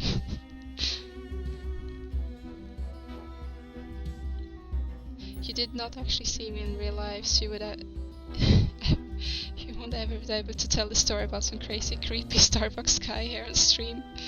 You know where to look at. Oh, you send me a message at Discord. Okay. Answer when you have the time, but please don't forget it. No, it's probably gonna be there as a notification. I saw it on my phone as well. I will check it later. Did you make that custom UI, or is there a place to get download for that? My custom one looks way different. It's a custom one that you can't download. No. Do you want it? I can give it to you. I can give it to anyone who would like to have the UI. But yes, it's a mixture between, like, I got this interface from a teacher I had at Future Games, and I never seen the standard Zbrush interface unless when I install or reinstall Zbrush. That's the only time. So I got taught only this, like, well, that interface, and then I've added and changed stuff myself in here. So it's like a mix between mine and like my old teacher 5 years ago, I guess. So I can't use the standard Zbrush interface. I would cry, being like, where do I find things? We will all print out the bow emote to throw it in your grave. Well, Kevin, we seem to have a plan, so just continue doing what you're doing, and then we will help you out with the gravestone when you stream too much.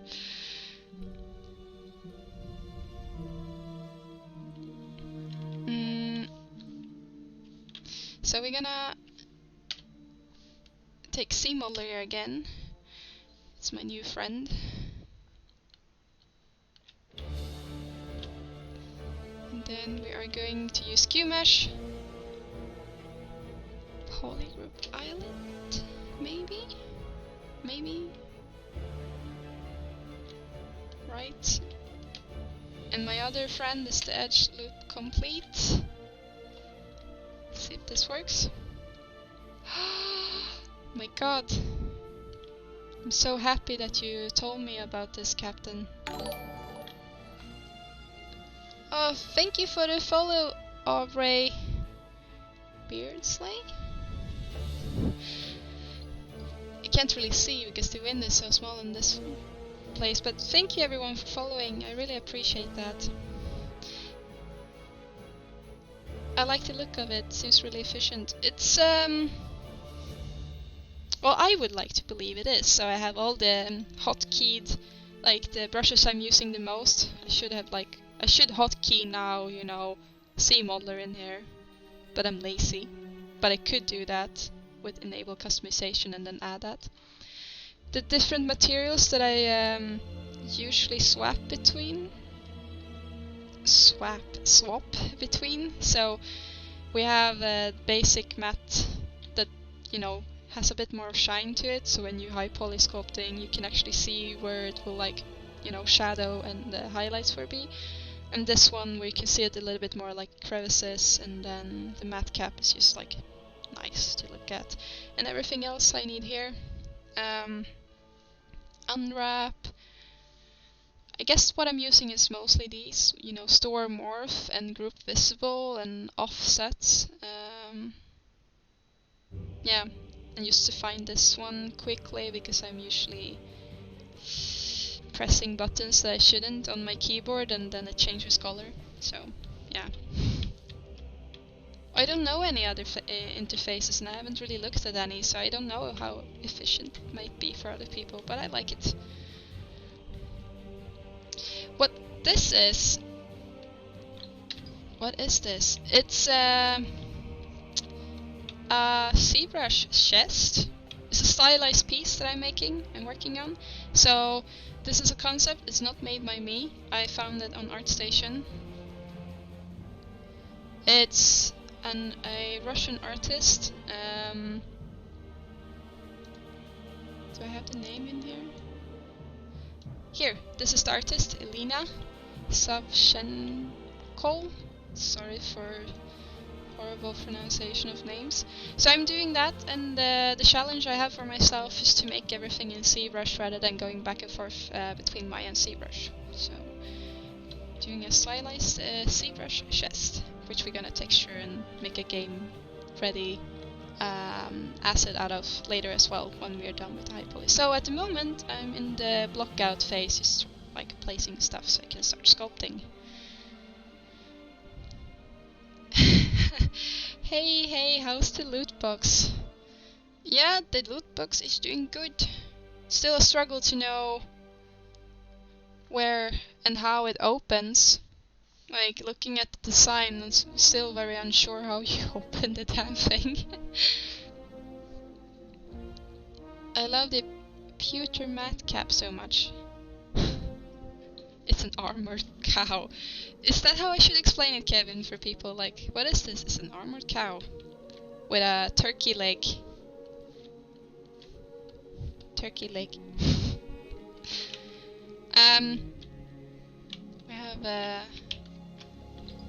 We have this one. That should be wider as well. So yeah, I basically have everything okay. So what I don't have locked out yet is the small pieces in this weird thing here. Whatever that is. Maybe that's the place where you open it. But still, it's very uncertain, because then that would mean like the whole cow head would like pop if you open it. I still have my theory about it being open in the rear. I'm gonna stick with that theory. It will give you random burger when you open it. It might do. Random burger from the rear end. Okay, so we're gonna add this here. So we're gonna append yet another cylinder. Part of the block out. Just want to make sure that I have everything in here, and everything is also in a good silhouette and shape and size.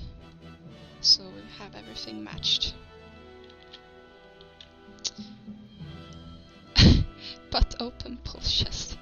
Link the concept. That's gonna be a bit tricky because I saved it on my computer, and this person don't have a ArtStation account. It was like a Russian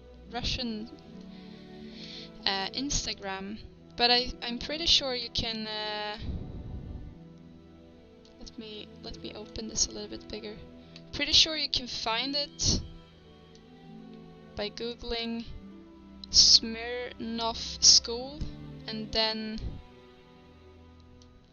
Elena or Taurus Chest. Because I saved it from my phone.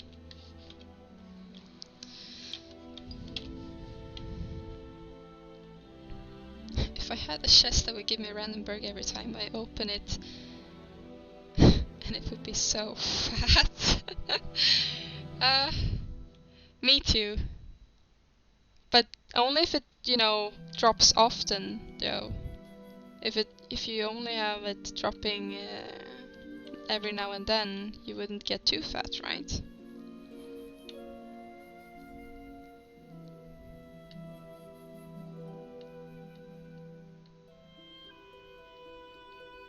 Should it be... I think that's okay as a size, and then... Oh, we can just duplicate this one.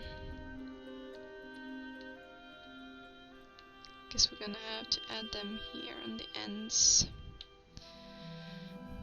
You played some God of War again yesterday, and my god, it's stunning. I'm falling in love with this game over and over again. I have it here. I have the copy here in my shelf. I'm going to play it. Everyone says it's amazing, but I just don't have time. I like how I really wanted to be a game developer because I love playing games, and then once, I started working with it, I don't play games anymore. It's so sad.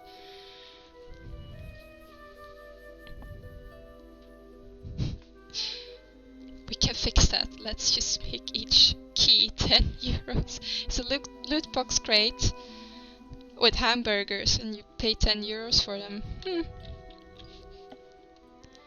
I have a feeling though that the crate will cost more than the burger to make.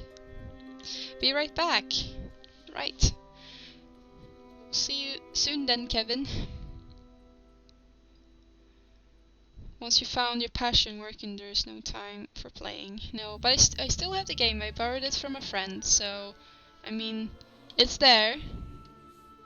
I will get to it, eventually. The question is when. But eventually. Loot boxes with turkey legs inside.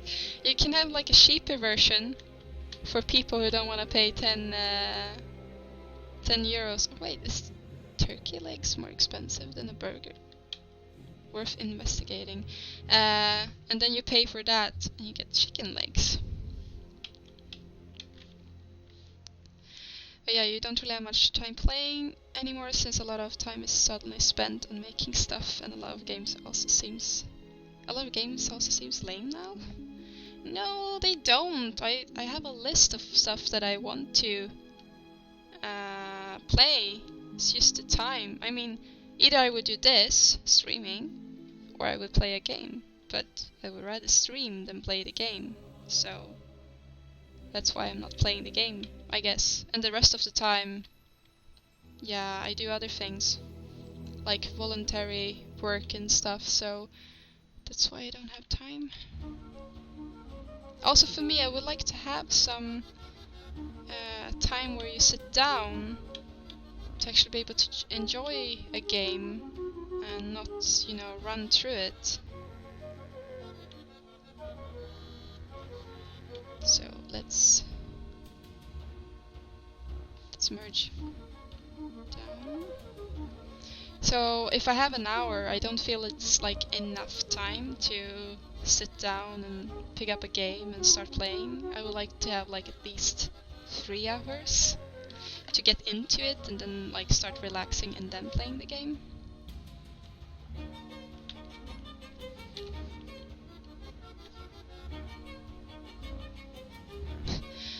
It's the best part of it. It's not like a one-time use. It's a burger generator. You can open it over and over again till you keep feeding it keys. So I saw this, but in my mind I was like, that's gonna be very big, so that's why I started making a small one instead. But then it looks silly, so I guess we are not gonna do that. Shouldn't have merged it. Alright, starting over. Let's make it big then.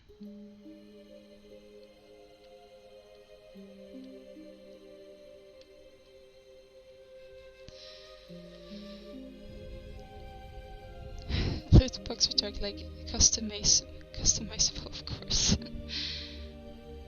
A lot of games are still super good, especially since I'm super into game design and system design now. See how sloppy and repetitive some games are designed.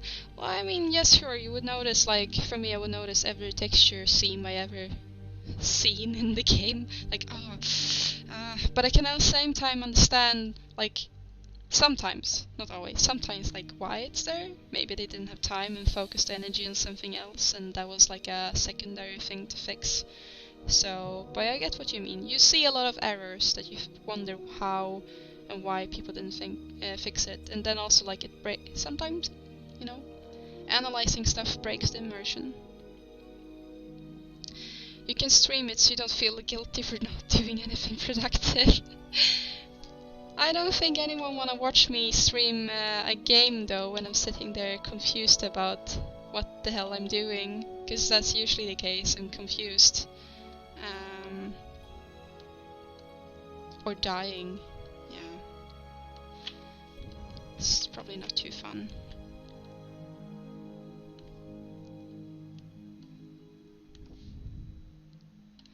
God of War is incredibly immersive. Play with surround sounds. That sounds amazing. And it sucks me into for hours until I realize that whoops, it's kind of 2 AM and the narrative is insane. Never had as many good goosebumps in a game apart from Bioshock Infinitive. Well, you're definitely selling the game, like it already sold itself though. But I really want to play that when I have time. It looks super cool.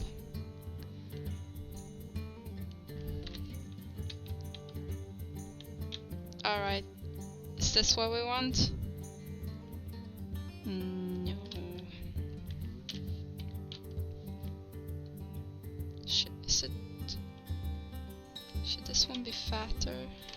And that one as well?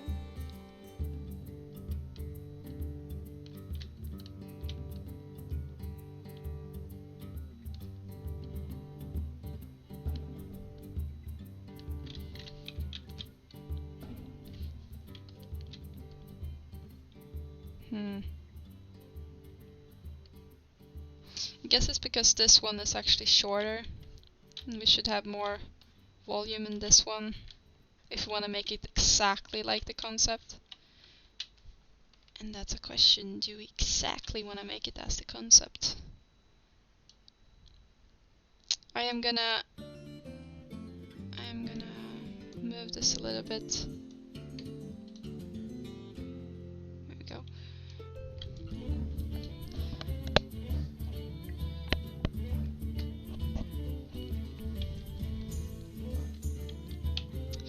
I guess we can.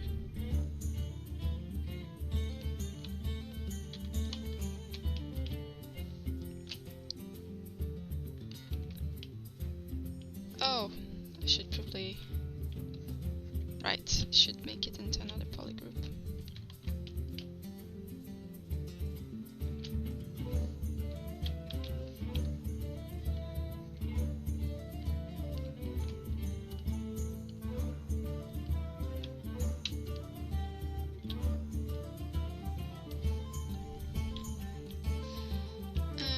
And then we'll see if we can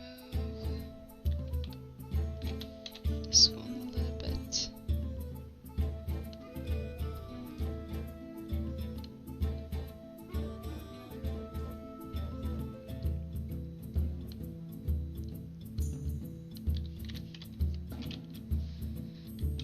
Perhaps this feels a little bit better for the volume we're looking for here.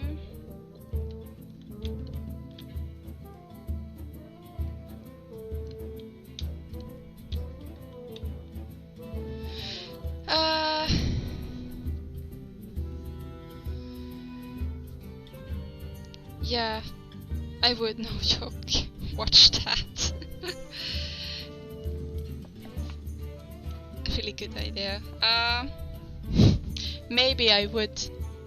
Maybe. You can try to convince me. Maybe. Maybe I could stream when I'm playing.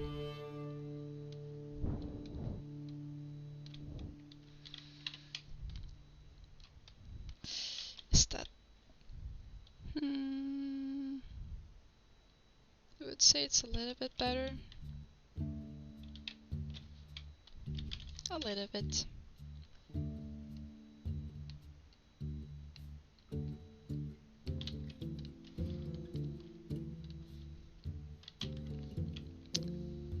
Are you also going to texture in something like Substance Painter?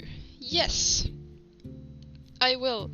So I'm gonna basically do the same as I did with my previous Stylized project. Which is like, I guess the difference between this one and the crossbow I made, the crossbow was the latest Stylized project, is that I would probably make it more like, I had some issues with Substance Painter and Marmoset last time. I didn't feel like they gave me the same output. So and I rendered everything in Marmoset, so I guess this time we'll actually tailor it a bit more to Painter and then render it in Painter and look more about the environment, you know, in there and how to render it. So I guess that's gonna be the different thing, like the difference in the texture next time. Another thing is that I'm doing the whole block out in Zbrush. Just trying to add some like smaller, newer, testing new stuff every time I'm doing a piece. But yes, we're gonna do a low poly and then bake, and then we will paint it. That's the idea.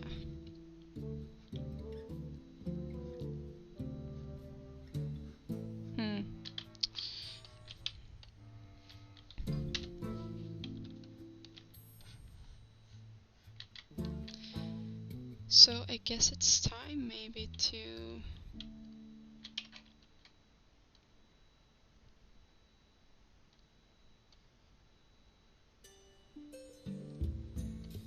start mirroring stuff so I can have a better overview of it.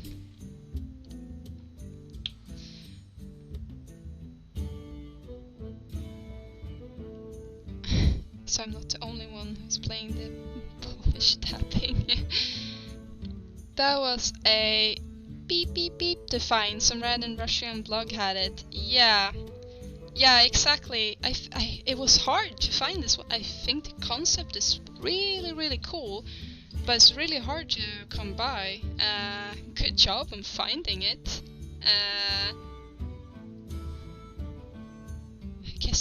I guess you were determined to find it. Spending that all. I guess you spent all the time since I showed the name. You can bring it into Unreal Engine since the lighting there is great. Yeah, but then again, I'm already doing the other project in Unreal, so I want to try different things with the environments. But yeah, the light is great in Unreal.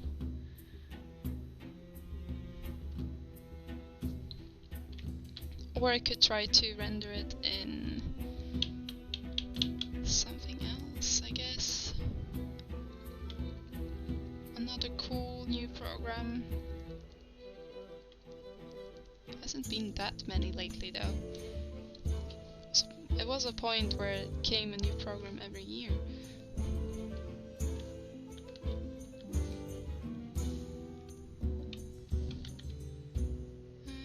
Mirror.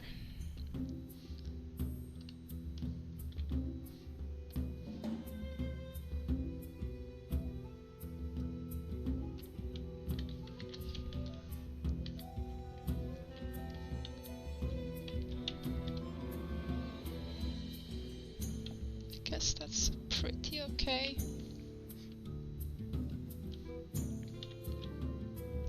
I dare you to put it into Unity.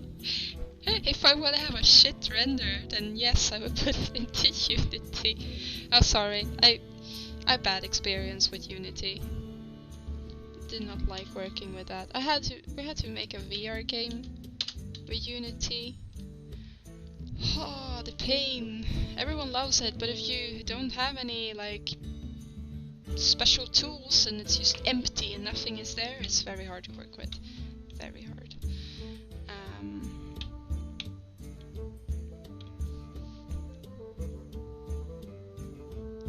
Okay, I think we have a lot of parts in here. Or what do you guys say? It's a lot of parts. Should we sculpt on something maybe? Maybe we should start. Can you subdivide this one? How about this one? Can we use some magical dynamic flat subdivide?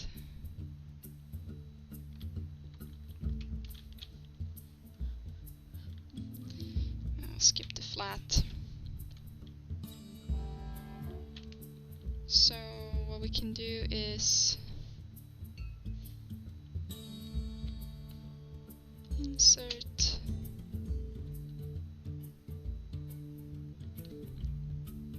have it a little bit more nicer. Beautiful.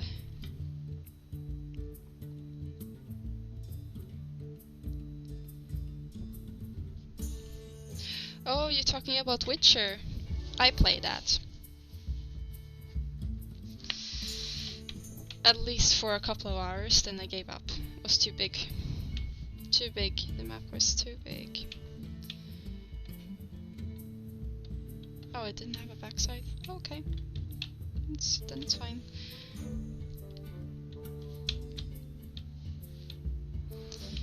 I need another 400 parts. But there are going to be a lot more parts in this one. It's just that I'm getting tired of just adding primitives. So I figured we can just start. Like the last parts are, you know, the rivets and stuff.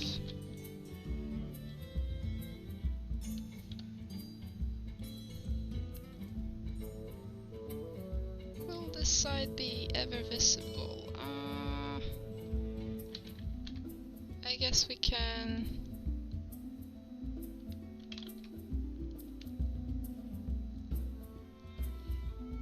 we can add one, or... no, it's not necessary. Okay. After looking closely at the concept, I have concluded it opens by the tail being pulled up, which swings the head out and open upwards. Oh, so you're like really breaking it down, like looking at it into details. It's either that or like the piggy bank you have to destroy to get it open.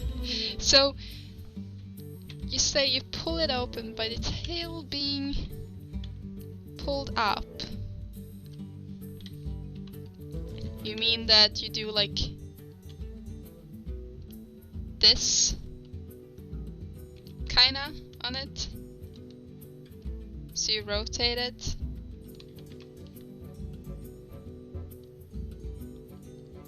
Or maybe you mean that like you pull it like that. Oh, maybe it's more like that. Yeah. And then it opens in the back or the head. Wait.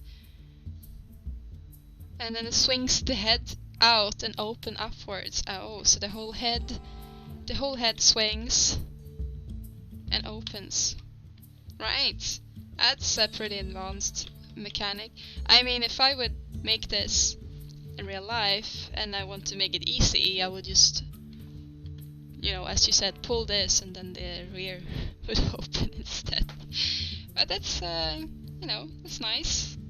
Perhaps that's how it works.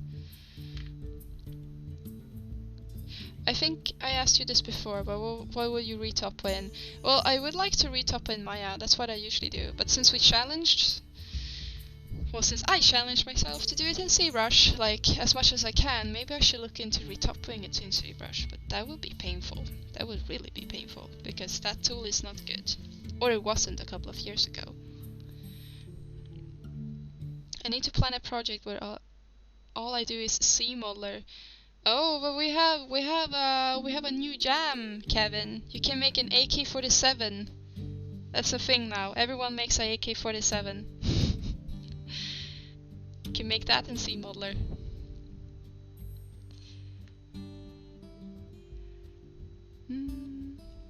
Kratos also smashes chest instead of using the hinge, so why not do this with this one? Or maybe it's not a chest at all, it's more like a ram which you carry in the tail. The way I imagine it. Or you can just rotate the head. There's a lot of different ways you guys suggesting to open it. Very creative. So you want to be sheep, you say it explodes, and that's how it opens. Taurus mimic. You try to open it once. Open it and it just wants to run towards you and ram you into you. No free top in my or top con. Well, need to challenge myself, Calvin. So we'll see. We'll see. I might do that. The C modeler was already a frustration, but you know. Well, we could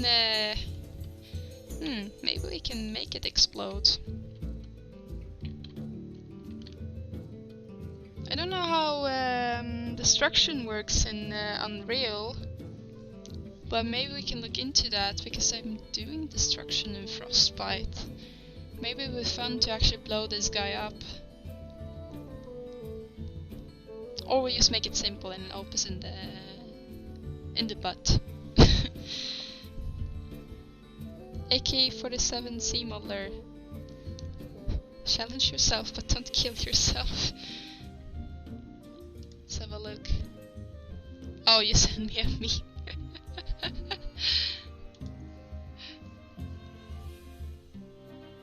C modeler AK-47. Yeah, that's a challenge.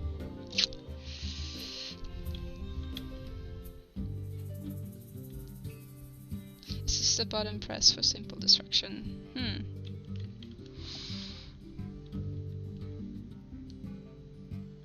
But I want to make like the destruction by hand. So I'm gonna look at it at least. Because it's fun making destruction, like breaking stuff apart and then like making it explode. I wish I could show you how I make destruction at work, but I can't. It's company secrets, so... Oh yeah, I was adding some subdivisions to this guy.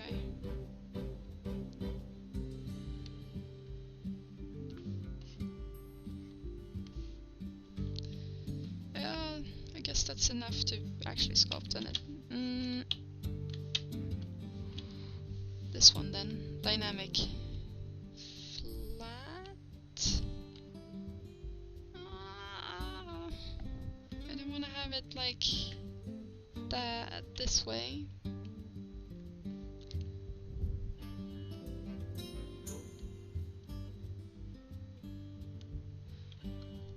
I'm gonna have it crisp here, so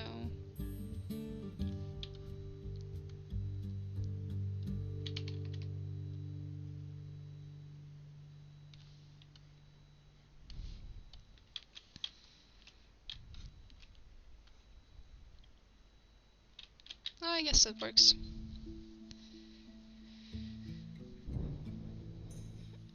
Why not make destruction Hundine like common folk? that would also be a new thing for me to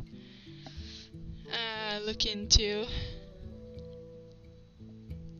You can't you replicate it on stream? It's just a personal project, I mean, or the whole workflow is company secret. No, I mean the whole workflow is not. It's more like I use Frostbite for it as well, so. Or is it? I'm not sure. Is workflow company secrets?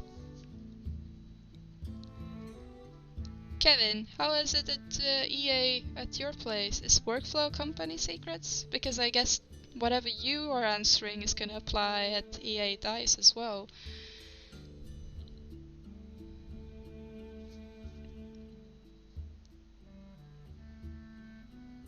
Download Blender. That thing can do anything. It's the game engine as well, right? So, yeah, it can do anything.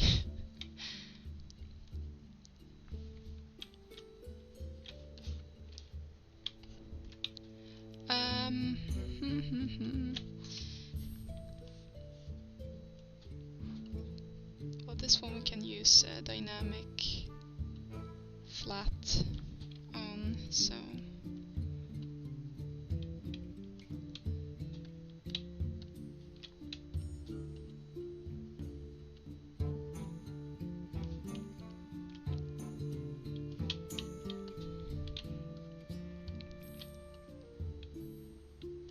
Beautiful!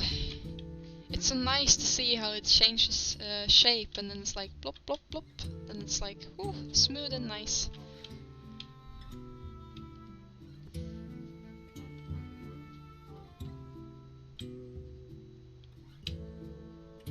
This one we don't care too much about because we're gonna do wood details on it anyway, so.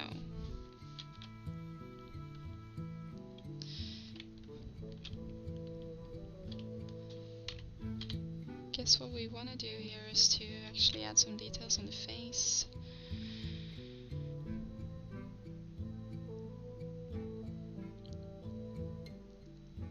I don't really talk about Frostbite because it's the greatest.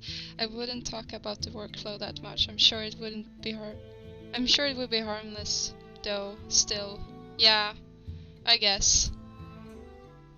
That is it's a shame though. There's so many things you would like to share, but you can't. But then again, you want to, but you can't.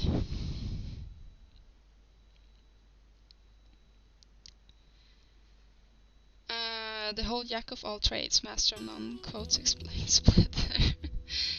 I've never really tried Blender, as I said, I watched it, so. But I heard great things about it, and like some of the new updates seems to make some people very keen on using it. Like, I heard some great talks about it in the office as well.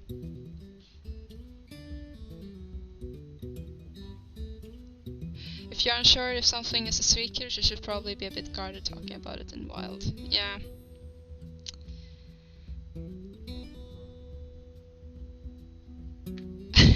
Raid. Well, we were raiding oil change, but this is good too. That being said, 98% resolving anywhere is based on the same white papers. I'm saying this as a blended 3ds Max user. Just teasing. Well, I like 3ds Max. I did like 3ds Max. I still do, I think, but I haven't used it in a while, so... I basically don't say anything about what we're using on projects and stuff. No, I'm trying to keep my mouth shut about that as well. Honestly, if we could talk about stuff, it would probably be better for the company in the long run. Well, it would be helpful for people, you know, interested in applying for the company, that's for sure.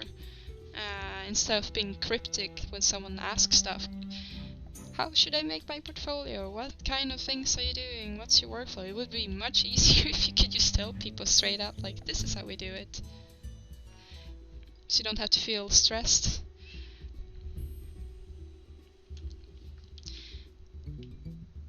Kevin never says anything, so chat has decided he must be working Madden Star Wars PR. Madden Star Wars.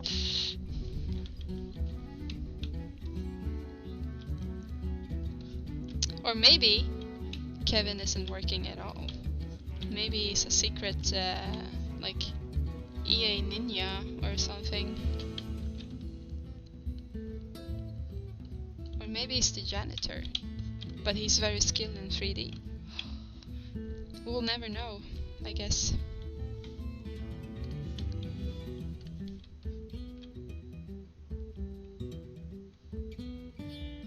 Wait, he's Canadian, it's hockey. Not stereotypical at all.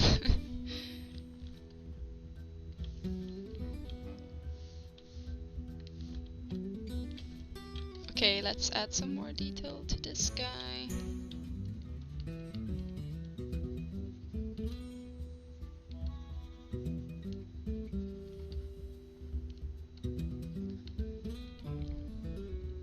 Hobo at EA. That could be. That could very well be his work title. We don't know.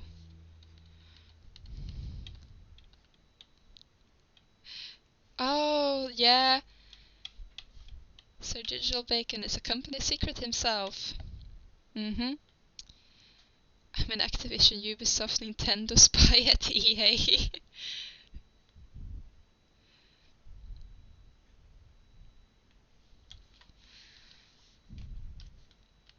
I like how he's trying to, joke about it, but that might actually be true. It's gonna be one of the greatest mystery. I wonder, are you ever gonna reveal what you're doing and working on? Or are you just, for shits and giggle, gonna keep it a secret?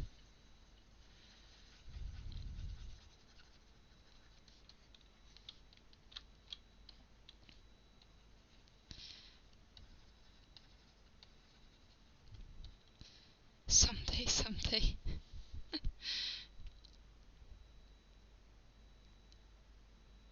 I'm just waiting for anyone starting about maple syrup. I have some maple syrup butter here from my last visit in Vancouver. It's very sweet though, it's almost like spreading honey on your sandwich.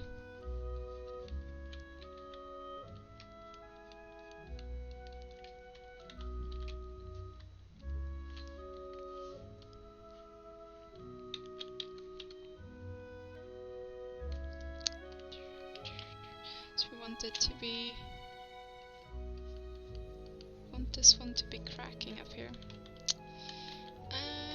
Let's add another subdivision to this. It's ridiculous to continue working in that small solution.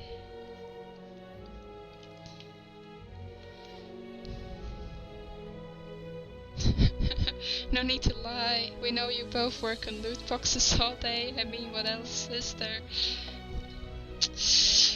Hey Connor, this is the new BF5 loot box.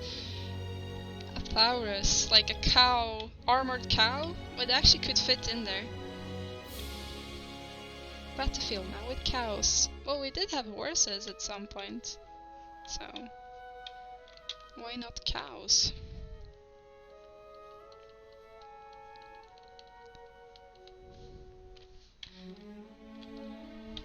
I'm gonna tell them that we should definitely do more loot boxes since you guys are so keen on having them.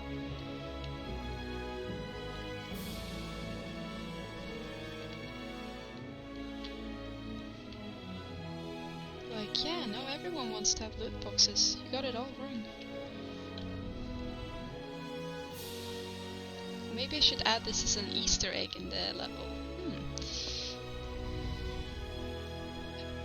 Loot box is always helpful. Chat, what have we done? I mean, I have the proof, right? You guys like loot boxes. I mean, like, you just print this chat and then put it up somewhere in the office. Only build environments with loot boxes. I don't know how to do anything else. By the way, what's the music? I think it's switched. It's Pillars of Eternity soundtrack. If you know that game.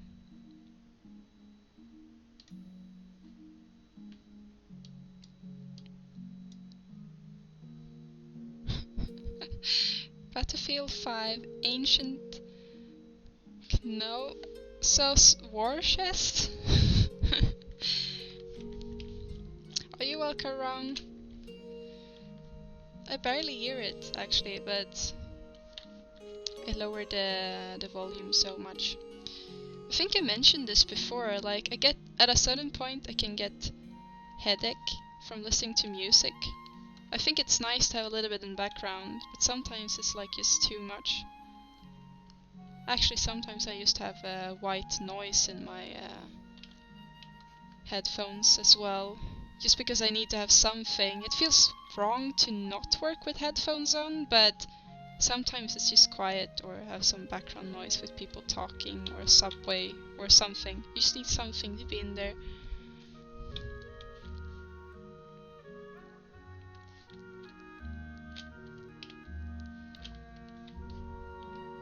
The bull's head looks like a butt. You have a wild imagination. Which part is looking like a butt? This? Or the top part? I'm gonna assume it's the head that looks like a butt. So it's the butt loot box then, since it's open in the rear anyway, so yeah. It's the theme for this one.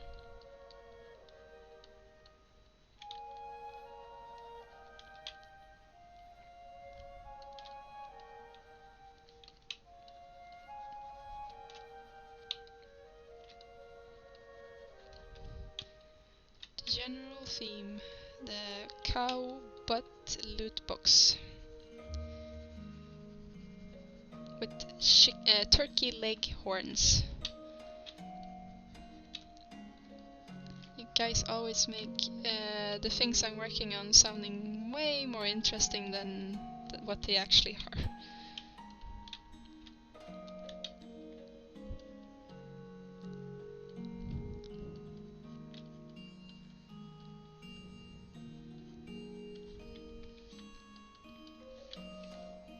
Sculptress is really nice. I just recently started using it, but I love it. It's great. But I don't want to have it activated all the time because I have had some crashes from it, so I'm a bit cautious.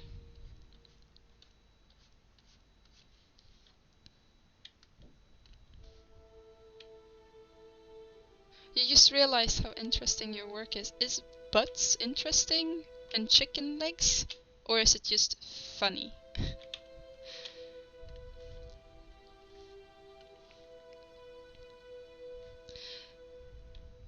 I just love how everyone just gave up on calling it a pool.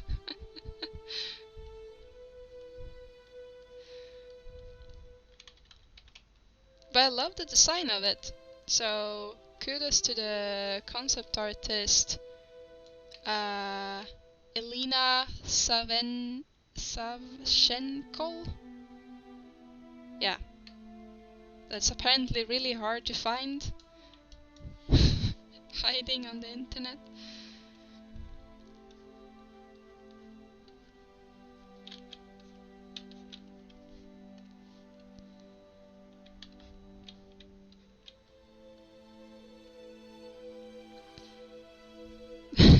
Once you read a dictionary, you realize every other book is just a remix.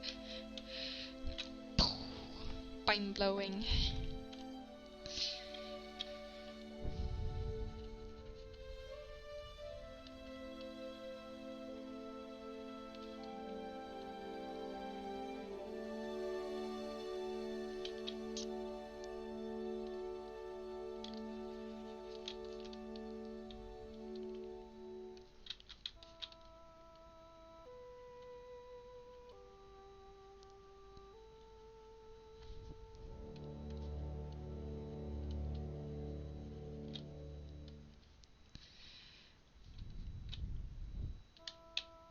You found it on the Smirnov School.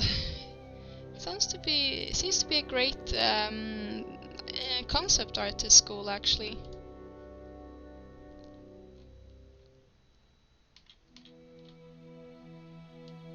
Yeah, they make some great concepts. They actually do, like, I think it seems like one of their exercises for their students is actually to make books, because all of a sudden my Pinterest were flooded with just like concept art of different books that have like very interesting design on them. So somewhere I found that cow chest, I guess. But I really love them. It makes me want to be like, oh, I want to model that one, I want to model that one. I wonder if this one would be nice in 3D. Like, you know, you just want to sit down and model books. So, great source if you guys want to find some interesting books or chests, because I think that's like one of their main exercises. God damn it, that's not where I found it. Aww.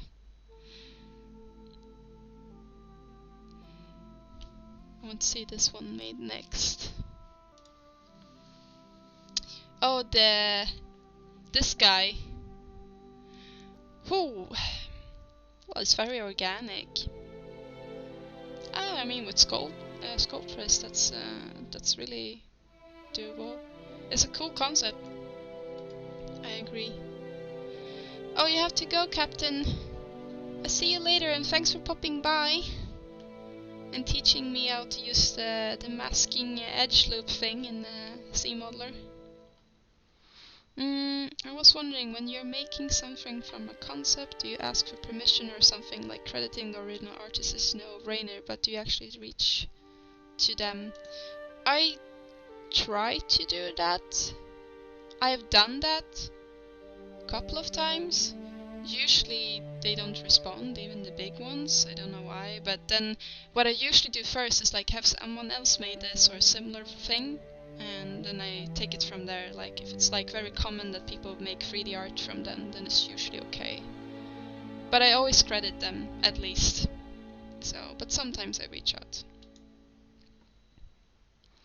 I follow them. My coworker's a friend that teach there. Oh, that's awesome that you have that.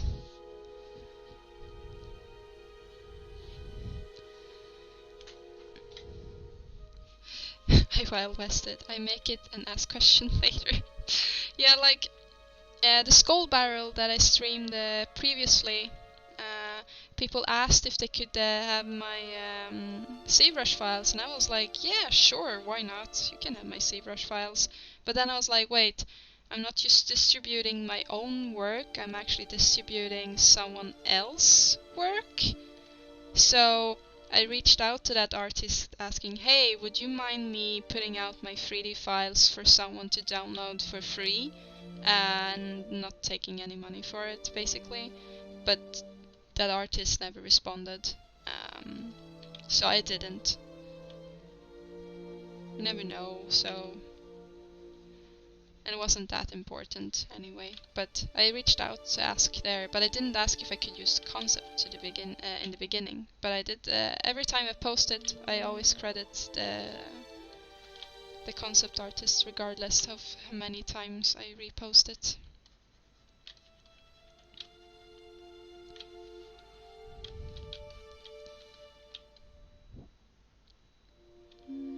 So we have the eyes.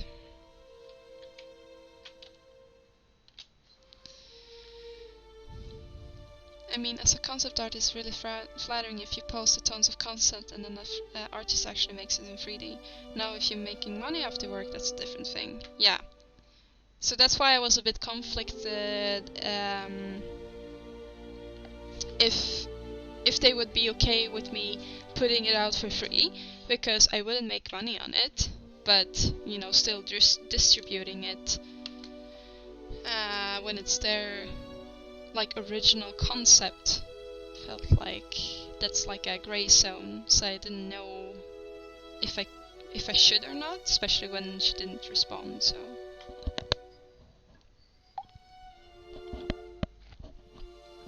But yeah, definitely if you're making money of it, then that is a different story indeed.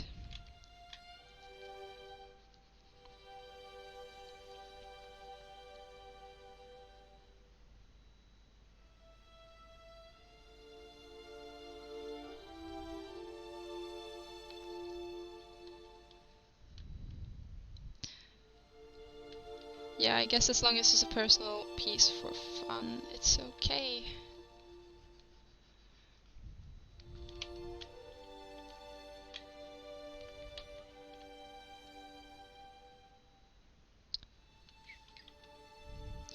But I did ask a concept artist, like, when I was going to start streaming, his thought about the process and how he would feel if I would use something from him without asking, and then he suddenly see it online, but I still like credit him, and he said he would be fine with it.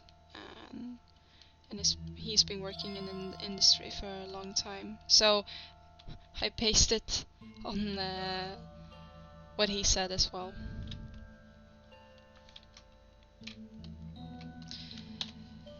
Maybe I should ask him about putting out my work files.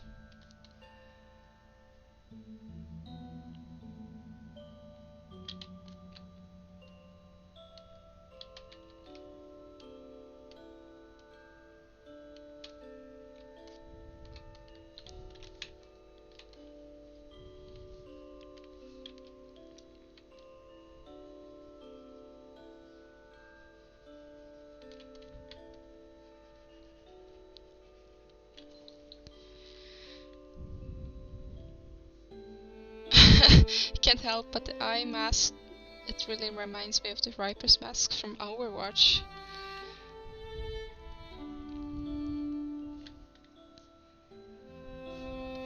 Maybe it did a little.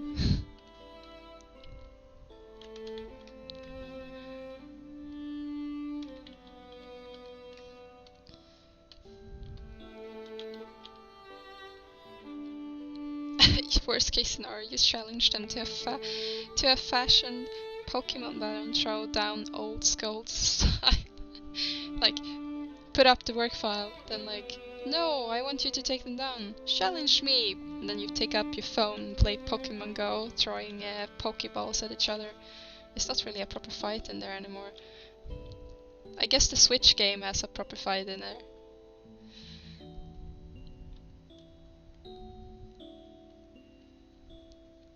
I choose you, Pikachu.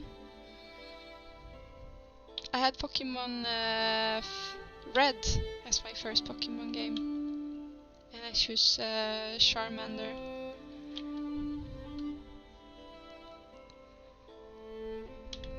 Was my favorite Pokemon. Charizard was my favorite one, but well, part of the same evolution, so.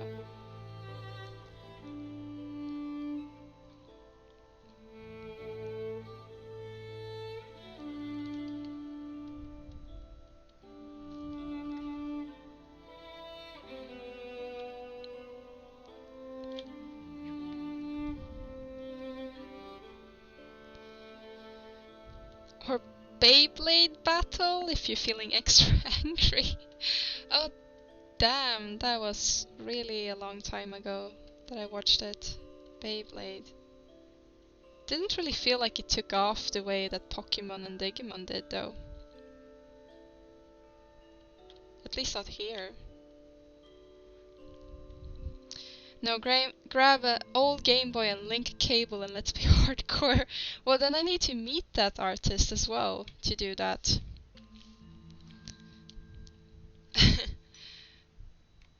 Only correct choice. Charizard. Whoop whoop. I choose Bulbasaur. I like to feel pain. No. Oh my god. Bulbasaur. Even Squirtle would be better.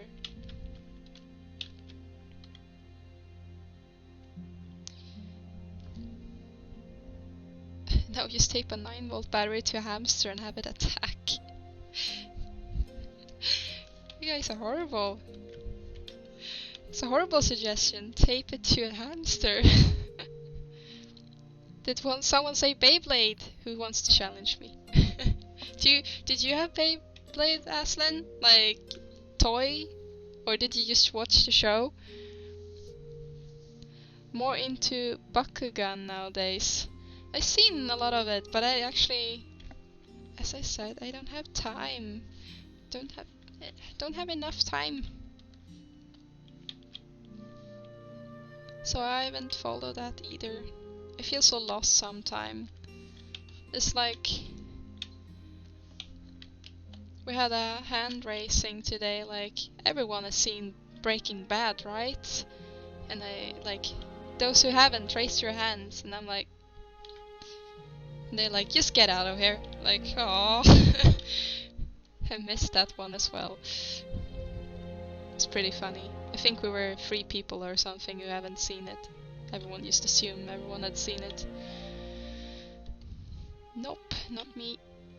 Don't have time for that. Relaxing, taking it easy, watching stuff? Pfft, no time for that. You used to have a toy. Damn, that's hardcore, Aslan.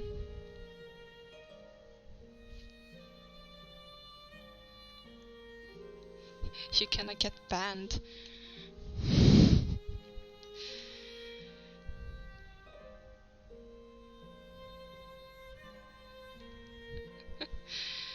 I almost wanted to buy a set for your stupid fun. You mean nowadays, or you mean you bought one? I wanted to write the exact same thing. It's official, EA pads its profit by having a staff.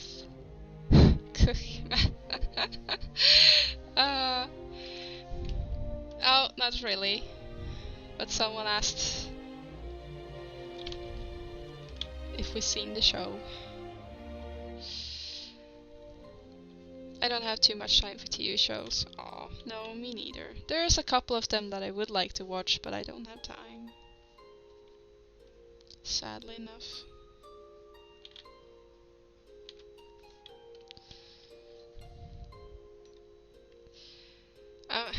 Am I a weirdo for playing Warhammer and painting the models? I do appear to have too much free time indeed. No, painting the Warhammer models is the most fun part of it. I don't understand how to play it, but I did have a couple of models before. It was really fun to paint. I had some dwarves. Really like to paint them, like the beard and stuff, and they were cute and chubby.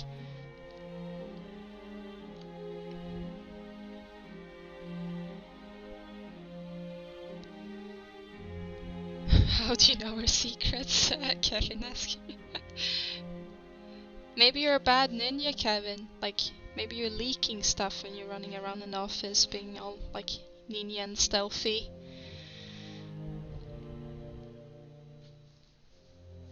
The sculpts are so nice. Yeah, I mean, could make our own Warhammer model, 3D print them. It's a possibility. But it's something relaxing about painting Warhammer models.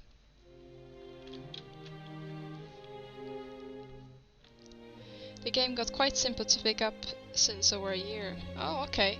I always thought it was very hard to play. But if it's simpler, then yeah, maybe. Don't think I have them anymore though. Maybe in a box somewhere. Not in here at least.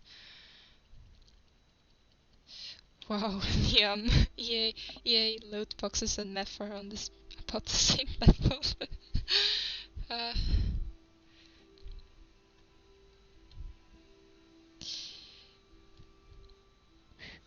Okay, so we have one eye. We have a crooked nose, just to make it a little bit more, you know, uneven, charming, I guess. That's what I like to call, like, you know, when you make a mistake, you just call it artistic stylization and cute for being uneven. I'm actually going around the office offering heroin to my coworker. Got to ruin these games somehow. Oh wow, snap, Kevin. Damn.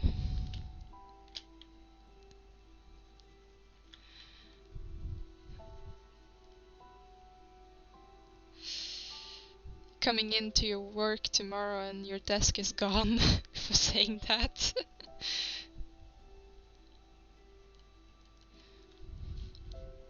Shots fired. What is that job listed under on LinkedIn? Associate meth dealer. Oh wow.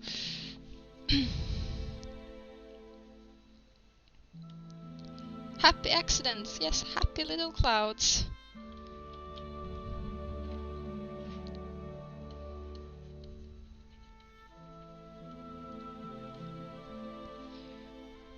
We're adding some more volume to the forehead here. I think my favorite brushes are Trim Dynamic and Clay Buildup. They are very nice to work with. Like for anything, kinda. I use them for any material, basically.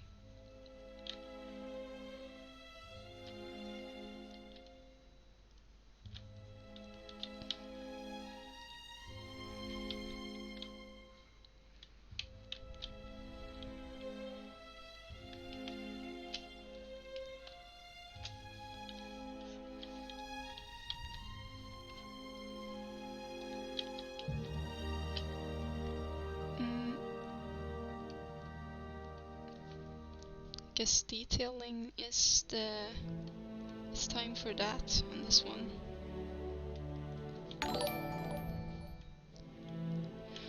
Oh, thank you for the follow, Jergelian.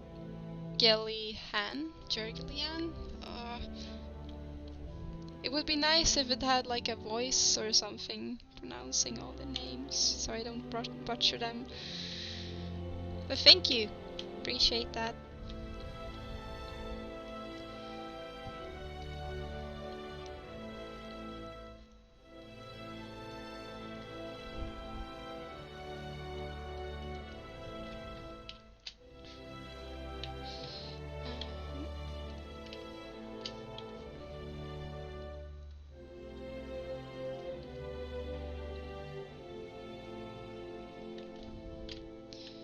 Where's the pinch brush?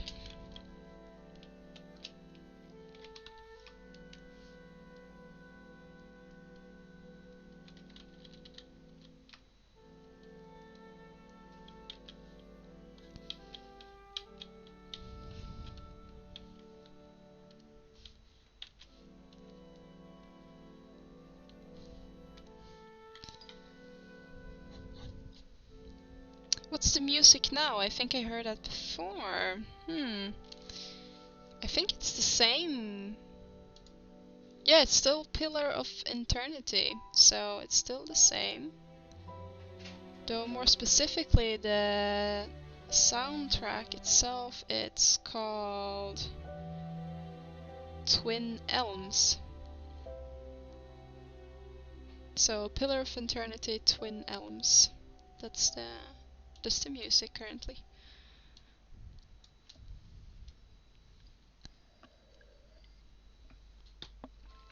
I should think about changing my name as well, since everybody's butcher it. But everyone just call me Nico or Nick. Well, at least Jeff does. Nico or Nick. Oh, that sounds quite easy. Wait, seriously, Advance is not your real name? Shocker. Shocker of the century.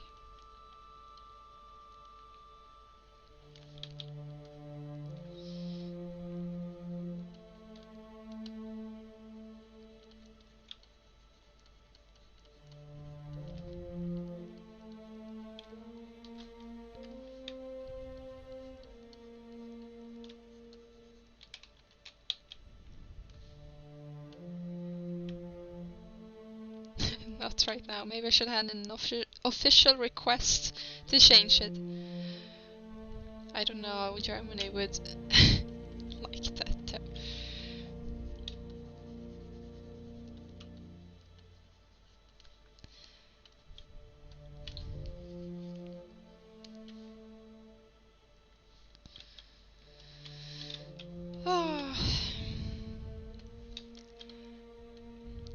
Cow chest. I should return to this, but I feel like we should address something else first. Like some more parts, so we don't just sit and sculpt on one part.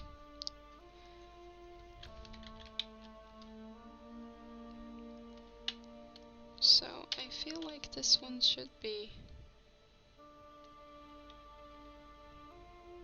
wider, which means that this one should be moved right, and then it's just a matter of getting this part to feel a little bit more bulky, I guess.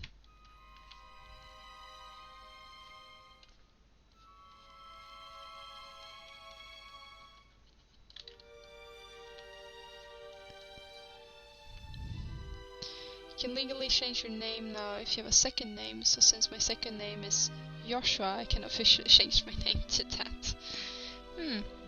I think they changed that in Sweden last year about like middle names and that you can't have middle names anymore, you can only have like multiple last names or something. Or multiple like first names but not a middle name that we had before. Just tell them that you identify as a advanced human being and you're in a mental transition, such as progressive country such as Germany would surely not be against it. You know Germany, man. Aww.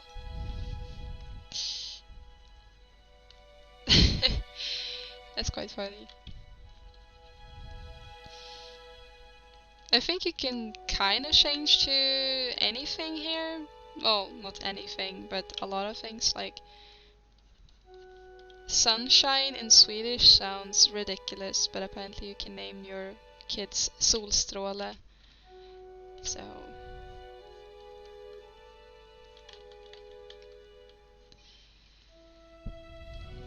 in Japan they have like more meaning to the name. Like Kim as my first name doesn't really mean anything. I don't think my last name has any meaning either, so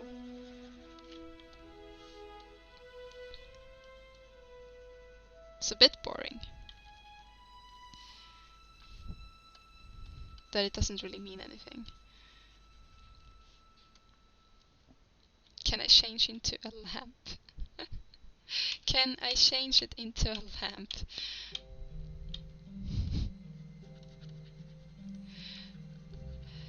your name? Or you mean this chicken turkey leg?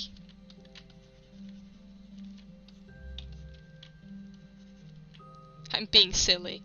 Well, I'm not gonna change this into a lamp. But I'm pretty sure you can change your name. Can you call yourself lamp? Lamp in Swedish is lampa. I guess. Actually, I assume maybe you can. I think it's like mostly bad words that you can't really call your kid or yourself.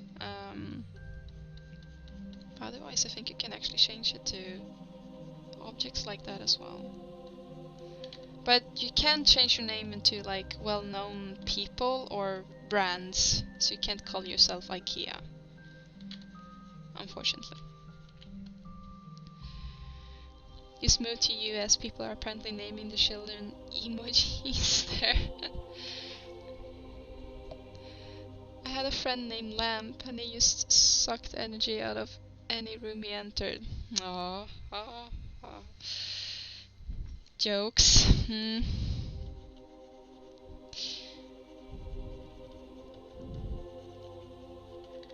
I guess if you would actually be called Lamp, you would be kind of sick of hearing that joke. Sir Digital Lamp. Like, Sir Digital Lamp is definitely more, you know, animal friendly. So, in that regard, it's a nice name. A nice change to it.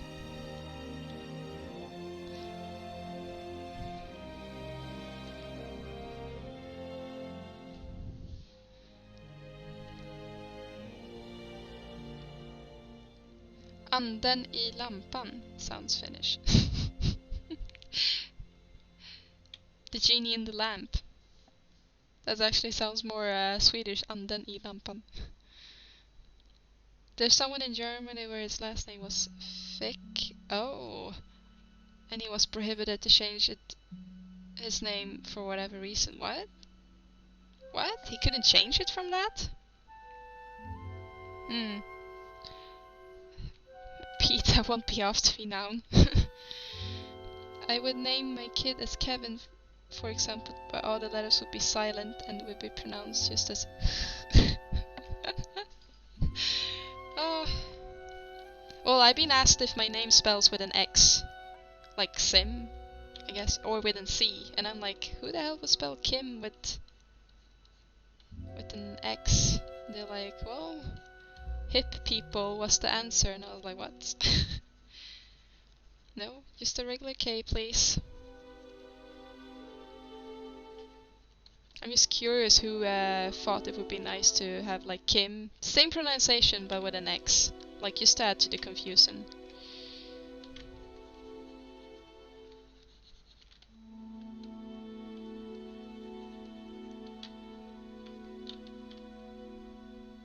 Okay, that has a little bit of a better volume to what the final one have, so should just add a little bit more here.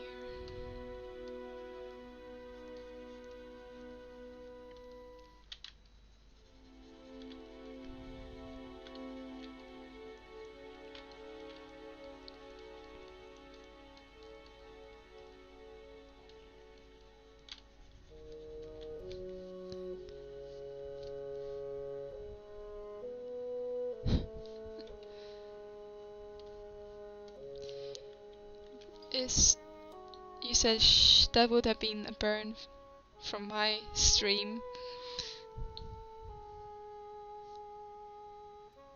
Burn from my stream. Shh.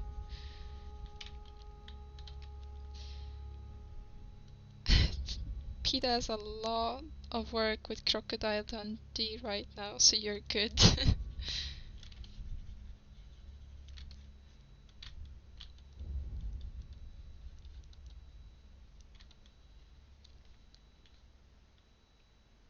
Crocodile Hunter, not Dundee. I was like, why would they do anything with that? But okay. Crocodile Hunters.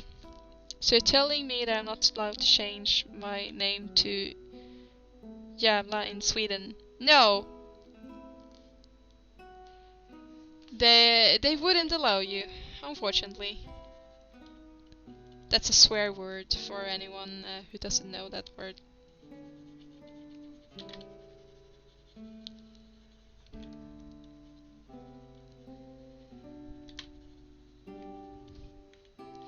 Hashtag sadness. Why would you ever want to call yourself that, though? If you could choose anything, I think that would be like one of my last options. They want a shame out for a reason. You should make one then, like a shh. And I want to know the story for this. I'm gonna pop by in your stream and then I'm gonna ask about it.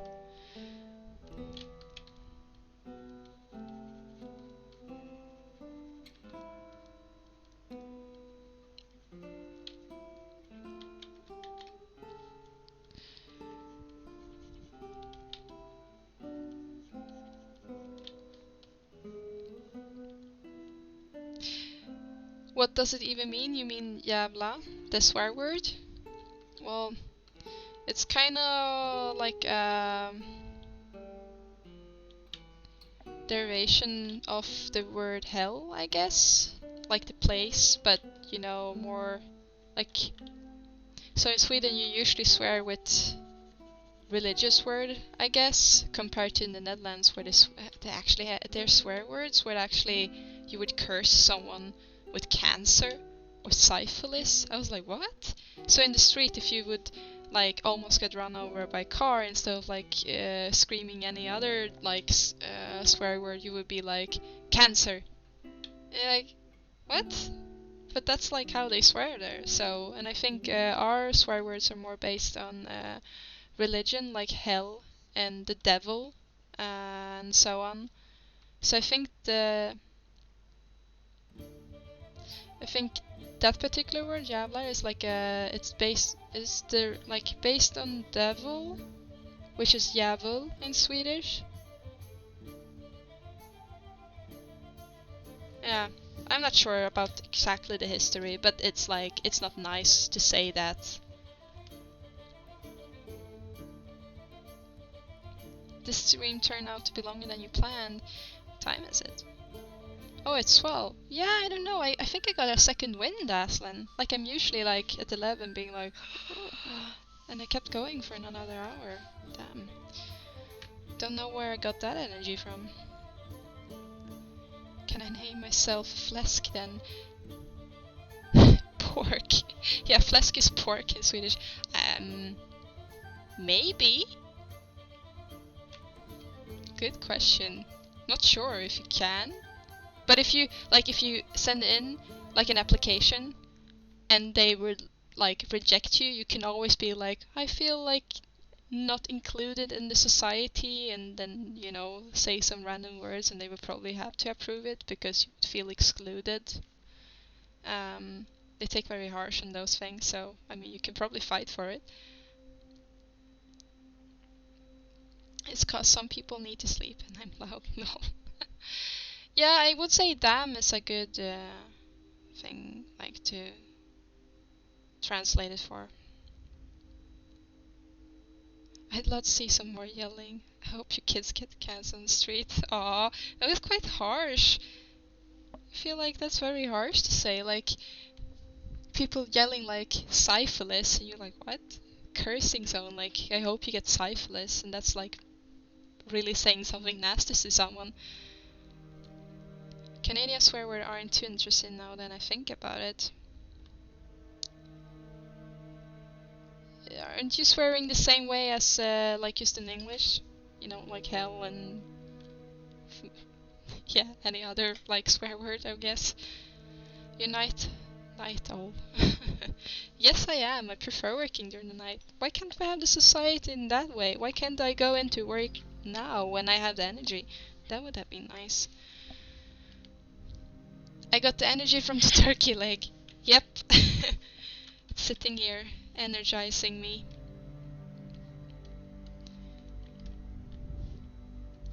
Maybe that is the key.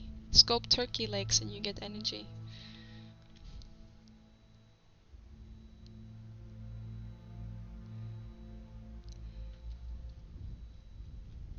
Oh, you can be really creative with your curses, Ron. Can you give some example and then maybe like the translation example? German curses are like 50 letters long. Joking, of course. Canadian yells out the names of hockey players. Ah. Stereotypical much? Yeah, for sure. Back east there are some other words though. Oh, interesting. Didn't really hear anything in particular in Vancouver though. I think that's it for the fat turkey leg at least.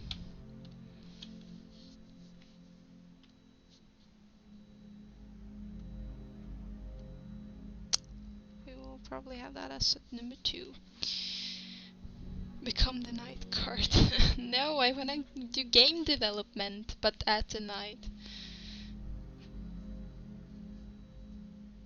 Yes, you know, I have the chat here on my phone and then I have it on the screen as well. So that's why I'm looking at 2 different ones.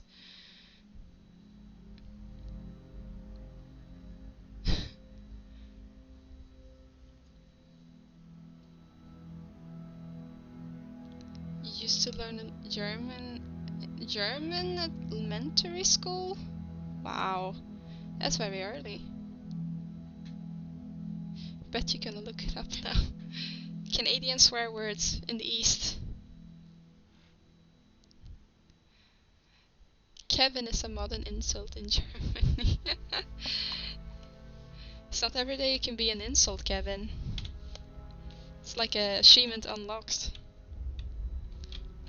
Oh, you say you're such a Kevin.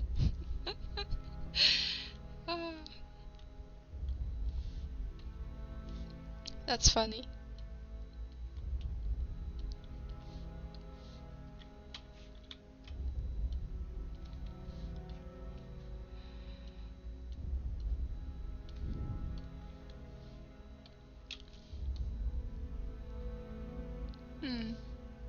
I guess it's not supposed to be that harsh, the edge, but I mean, that's fine. It feels like I'm kind of slowly stopping working here.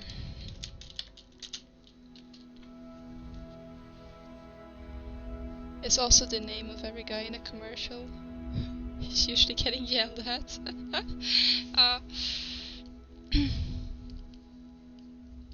Don't think we say that with any names here though. We mostly have a lot of simple swears, mostly. Intimidated body parts. The creativeness comes from combining it with unexpected everyday words. It's an art form on its own. Wow, that sounds interesting. I mean, ours have always been the same, religious swear words. Like, it's not like we add to them, I guess. It also has a lot of English words in it, like a lot of English swear words, I guess. It feels like my generation and like the one that is coming after now is speaking more Swinglish than Swedish, so it's like sometimes it's hard. If you don't speak English that well, then you will like don't really understand what they're saying, because every other word is like in English, or like an English word that have like Swedify, so you add the ending of a verb or something on top of the English word and then like make it your own. It's like super weird. Well, we don't do that really with swear words, like add stuff to it, but we do that with everyday language. You know though, Kim, second wind just mean that you're so tired your brain has stopped keeping track of how tired you are. That's great! Can I have that feature, Aslan, every day? That would be nice. I mean, also with not having side effects after that you're being tired, but you know, all the time. the brain don't realize that it's tired, so it's not. It sounds like a great feature.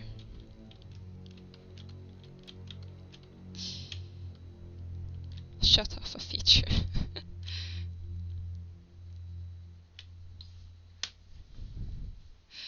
Asking Rome, so butt lamp? Language is interesting.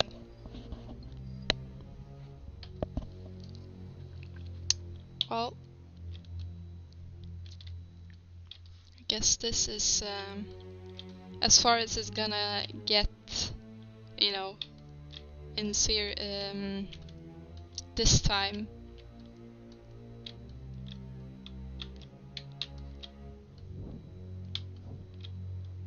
I feel it's quite close, the tail.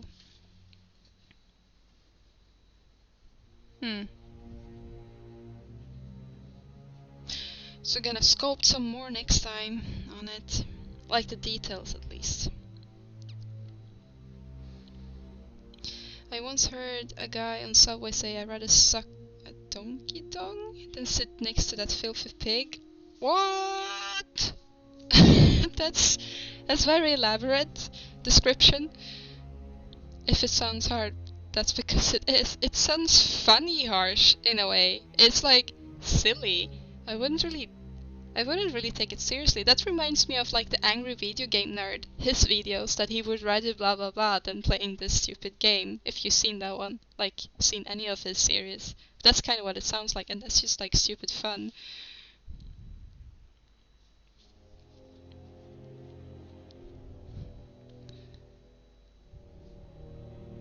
Don't mix it with Donkey Kong.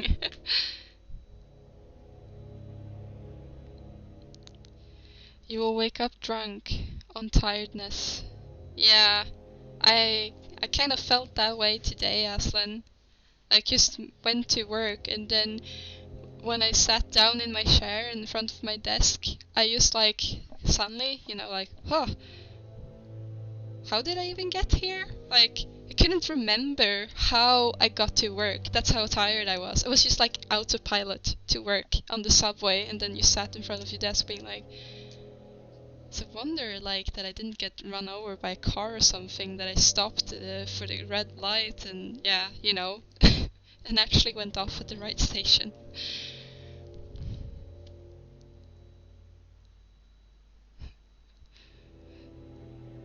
But, well, that's very elaborate, Rom. Maybe it sounds more harsh in your language, but it sounds silly to me, so...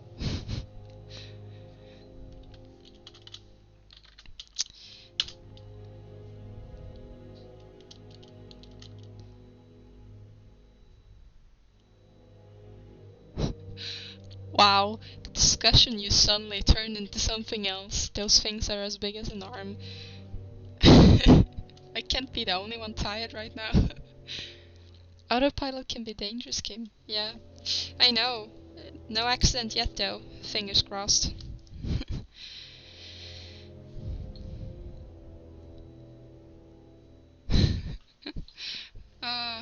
You guys are funny.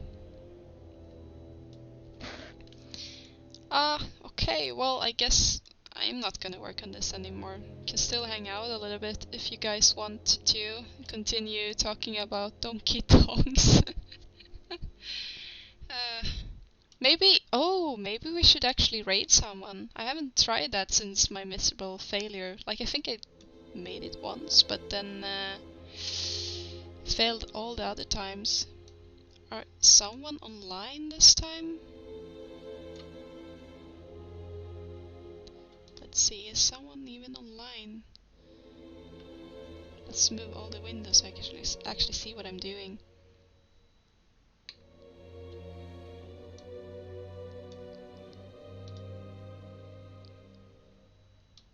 Windows are so still in the way.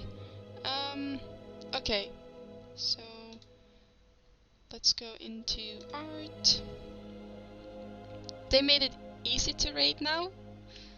It's on the dashboard and we'll play their videos so you can make sure they are at least online. Ah, well then we just have to find someone. I guess. And then I won't have to embarrass myself again. Or maybe I will anyway. I'm bad at these things. 3D modeling as a subtag? I mean, Zbrush channel is running, but I mean they already have a lot of viewers.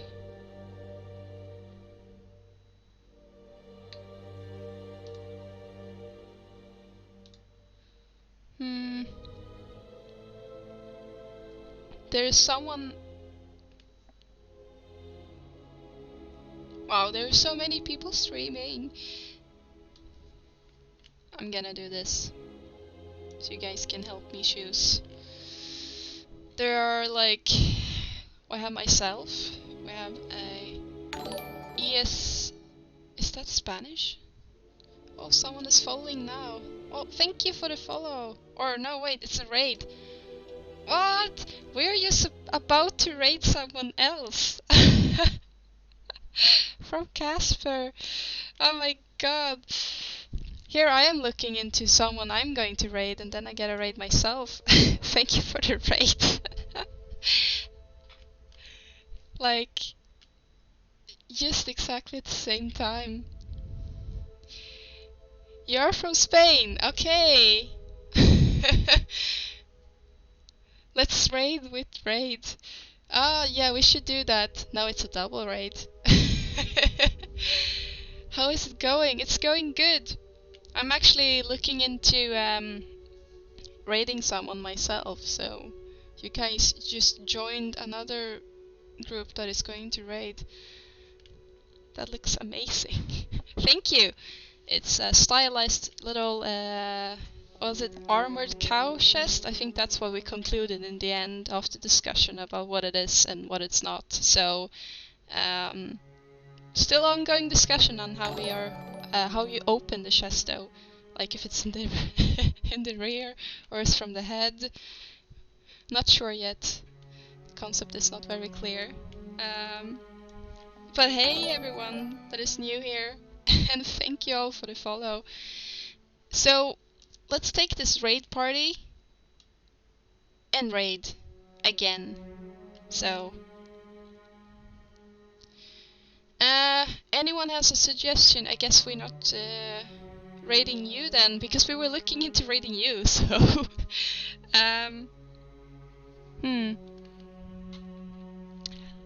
helping out other streamers. Octavia.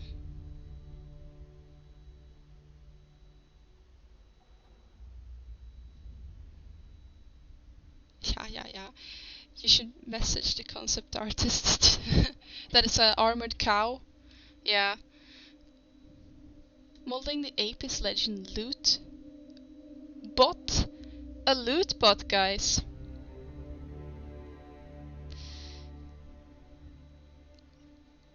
Well, let's raid this person then. Because we were talking loot boxes. We like loot boxes, don't we? So let's do that. Did you say you could raid from your dashboard nowadays? That sounds way easier than doing it the other way. I haven't raid in a long time. Last time I failed, so I've been scared to do that. Pick a live channel to raid or host. There we go, that's pretty easy. Let's go, yes. Okay, so thank you guys for joining me tonight, and thank you for the raid. Let's go and raid someone else that is making Apex loot boxes. Let's go.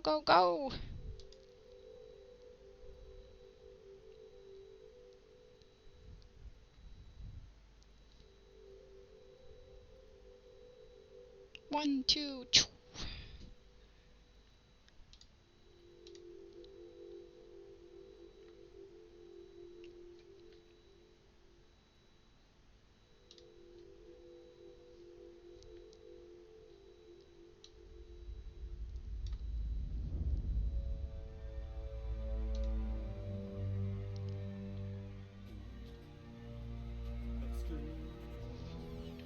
you gonna do?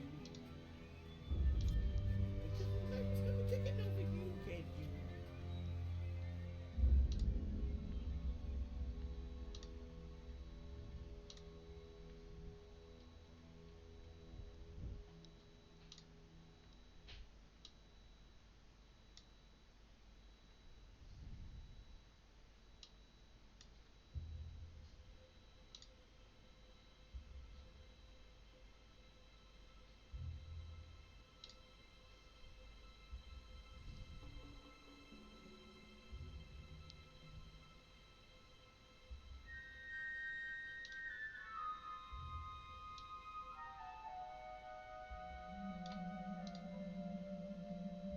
In a raid.